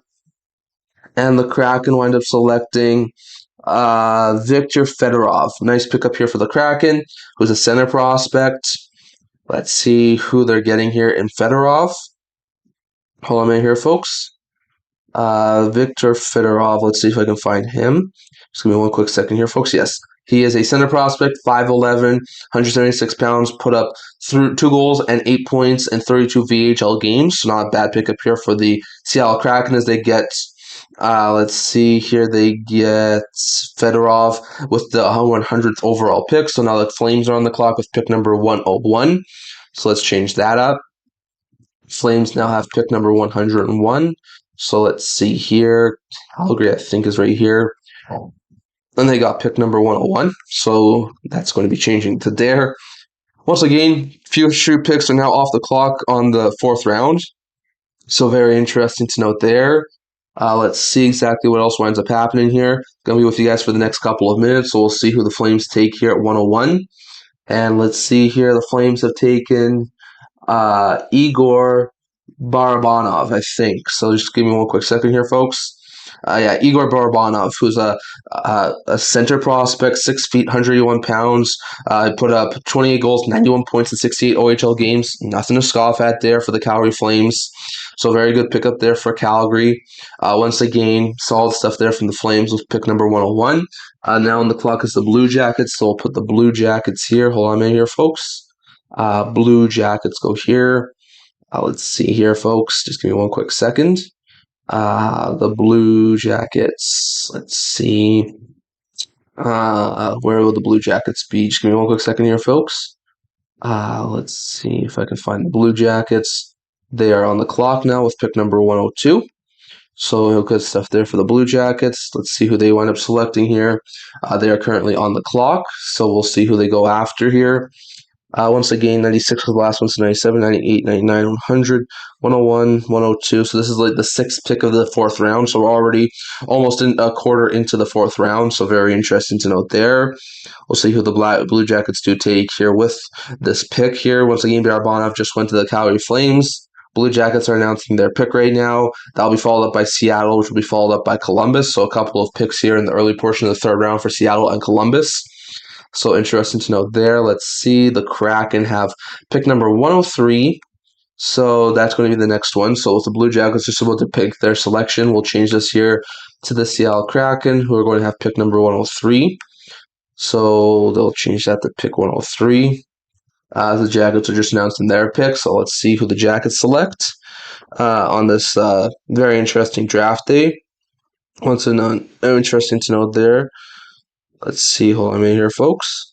Once again, just looking at some of the other things that have been mentioned for the past while, it doesn't look like there's a whole bunch of things being taken here. Let's see, hold on a minute here, folks. Yeah, I don't see very much interesting stuff here, so very interesting note there. So let's see what else winds up happening here.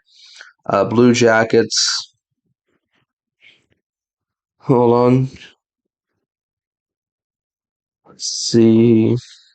Once again, we'll see if there's any sort of big splashes that teams make over the next couple of days. Does Robertson, Werenski, Larkin, or Hellebuyck get moved? And if so, I wonder where they go. So it'll be very interesting to keep tabs on that going over the next couple of days. So very interesting to note there. Once again, the Jackets are on the clock right now. So very interesting to note there. Once again, we'll stay with you guys for about the next 5 minutes, and then I'll probably sign off. So once again, very interesting to note there. Kraken are on the clock right now with pick number 103. So interesting stuff there. We just went to another commercial break, so I'll be interested to see what ends up happening when we come back from commercial break. Currently, I think the Blue Jackets are on the clock right now, I think, and then it was going to be a Kraken, and then it was going to go back to the Blue Jackets. So very interesting to note there. So like I said, once we get back, I will definitely do a couple more picks, and then we'll probably sign it off. So very interesting to note there. Like I said, so I'm going to have a couple more videos coming out later today, probably more likely in the evening, talking about the trades that we saw yesterday. So the Zellweger one, the Peterka one, the McTavish one, the Dorofeev one. So those are all going to be coming out later today, probably in short form videos. And then we're going to have actual shorts, talking about some of the signings from our past couple days, like Spence, like D'Angelo, like Clark. So I hope you guys are able to tune in for those ones later tonight.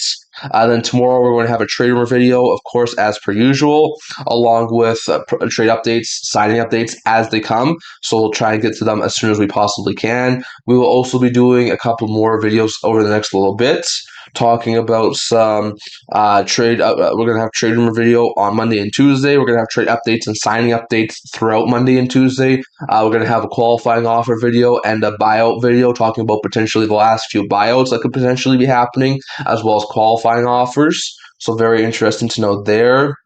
It'll be very interesting to see what ends up happening here. So interesting to note there. We definitely have some very interesting stuff happening here over the next couple of days. Let's see if there's been any updates here when it comes to the Blue Jackets. Nothing right now. So we'll see exactly what ends up happening here. Once again, I do appreciate all of you guys for tuning in. We're going to have another live stream, 9:30 a.m. Mountain Time on Wednesday for Free Agent Frenzy for Free Agency Day. So once again, it's not going to be an overly important day on Wednesday because it is going to be a little bit of a lackluster free agent class, so probably not going to be as many top-end talents available on free agency, but I expect there to be some draft picks. There has been some talk about offer sheets, so there's still going to be some very interesting movement that happens on free agency day. It's just going to be a little bit lower than before, so very interesting to note there. Looks like we're just getting back here from commercial breaks, so very interesting to note here. Let's see exactly what ends up happening here. Give me 1 minute here, folks. Once again, still no update here when it comes to that Blue Jackets pick. So very interesting to note there. So let's see. They are back here. And actually, the Washington Capitals are now on the clock. So there must have been a trade there between the Blue Jackets and the Capitals. So let's see if there's any sort of update here now when it comes to who's on the clock. There was probably a trade that I missed here. So either way, Capitals are now on the clock. We'll see who they wind up selecting with pick number 102 in the NHL Draft. So let's see here, folks. Just give me 1 quick second. Let's see if there was any sort of big trade that just went down. Let's see. Hold on a minute here, folks. Just give me 1 quick second. Just give me 1 second here, folks. See what the trade was. Either way, the Jackets trade pick 101 to the Caps for pick 112 and a Sharks 2028 fifth rounder. So, yeah, it's just a little bit of a pick swap. Caps just made their selection. It's Tysus Sparks. So, very interesting to note there for the Capitals. Kraken are now on the clock. Let's see what sort of player the Caps are getting here in Sparks. Hold on a minute here, folks. Tyus Sparks is a center prospect. Hold on right here, folks. He played in the WHL this past year. He's 6 feet. He put up 12 goals.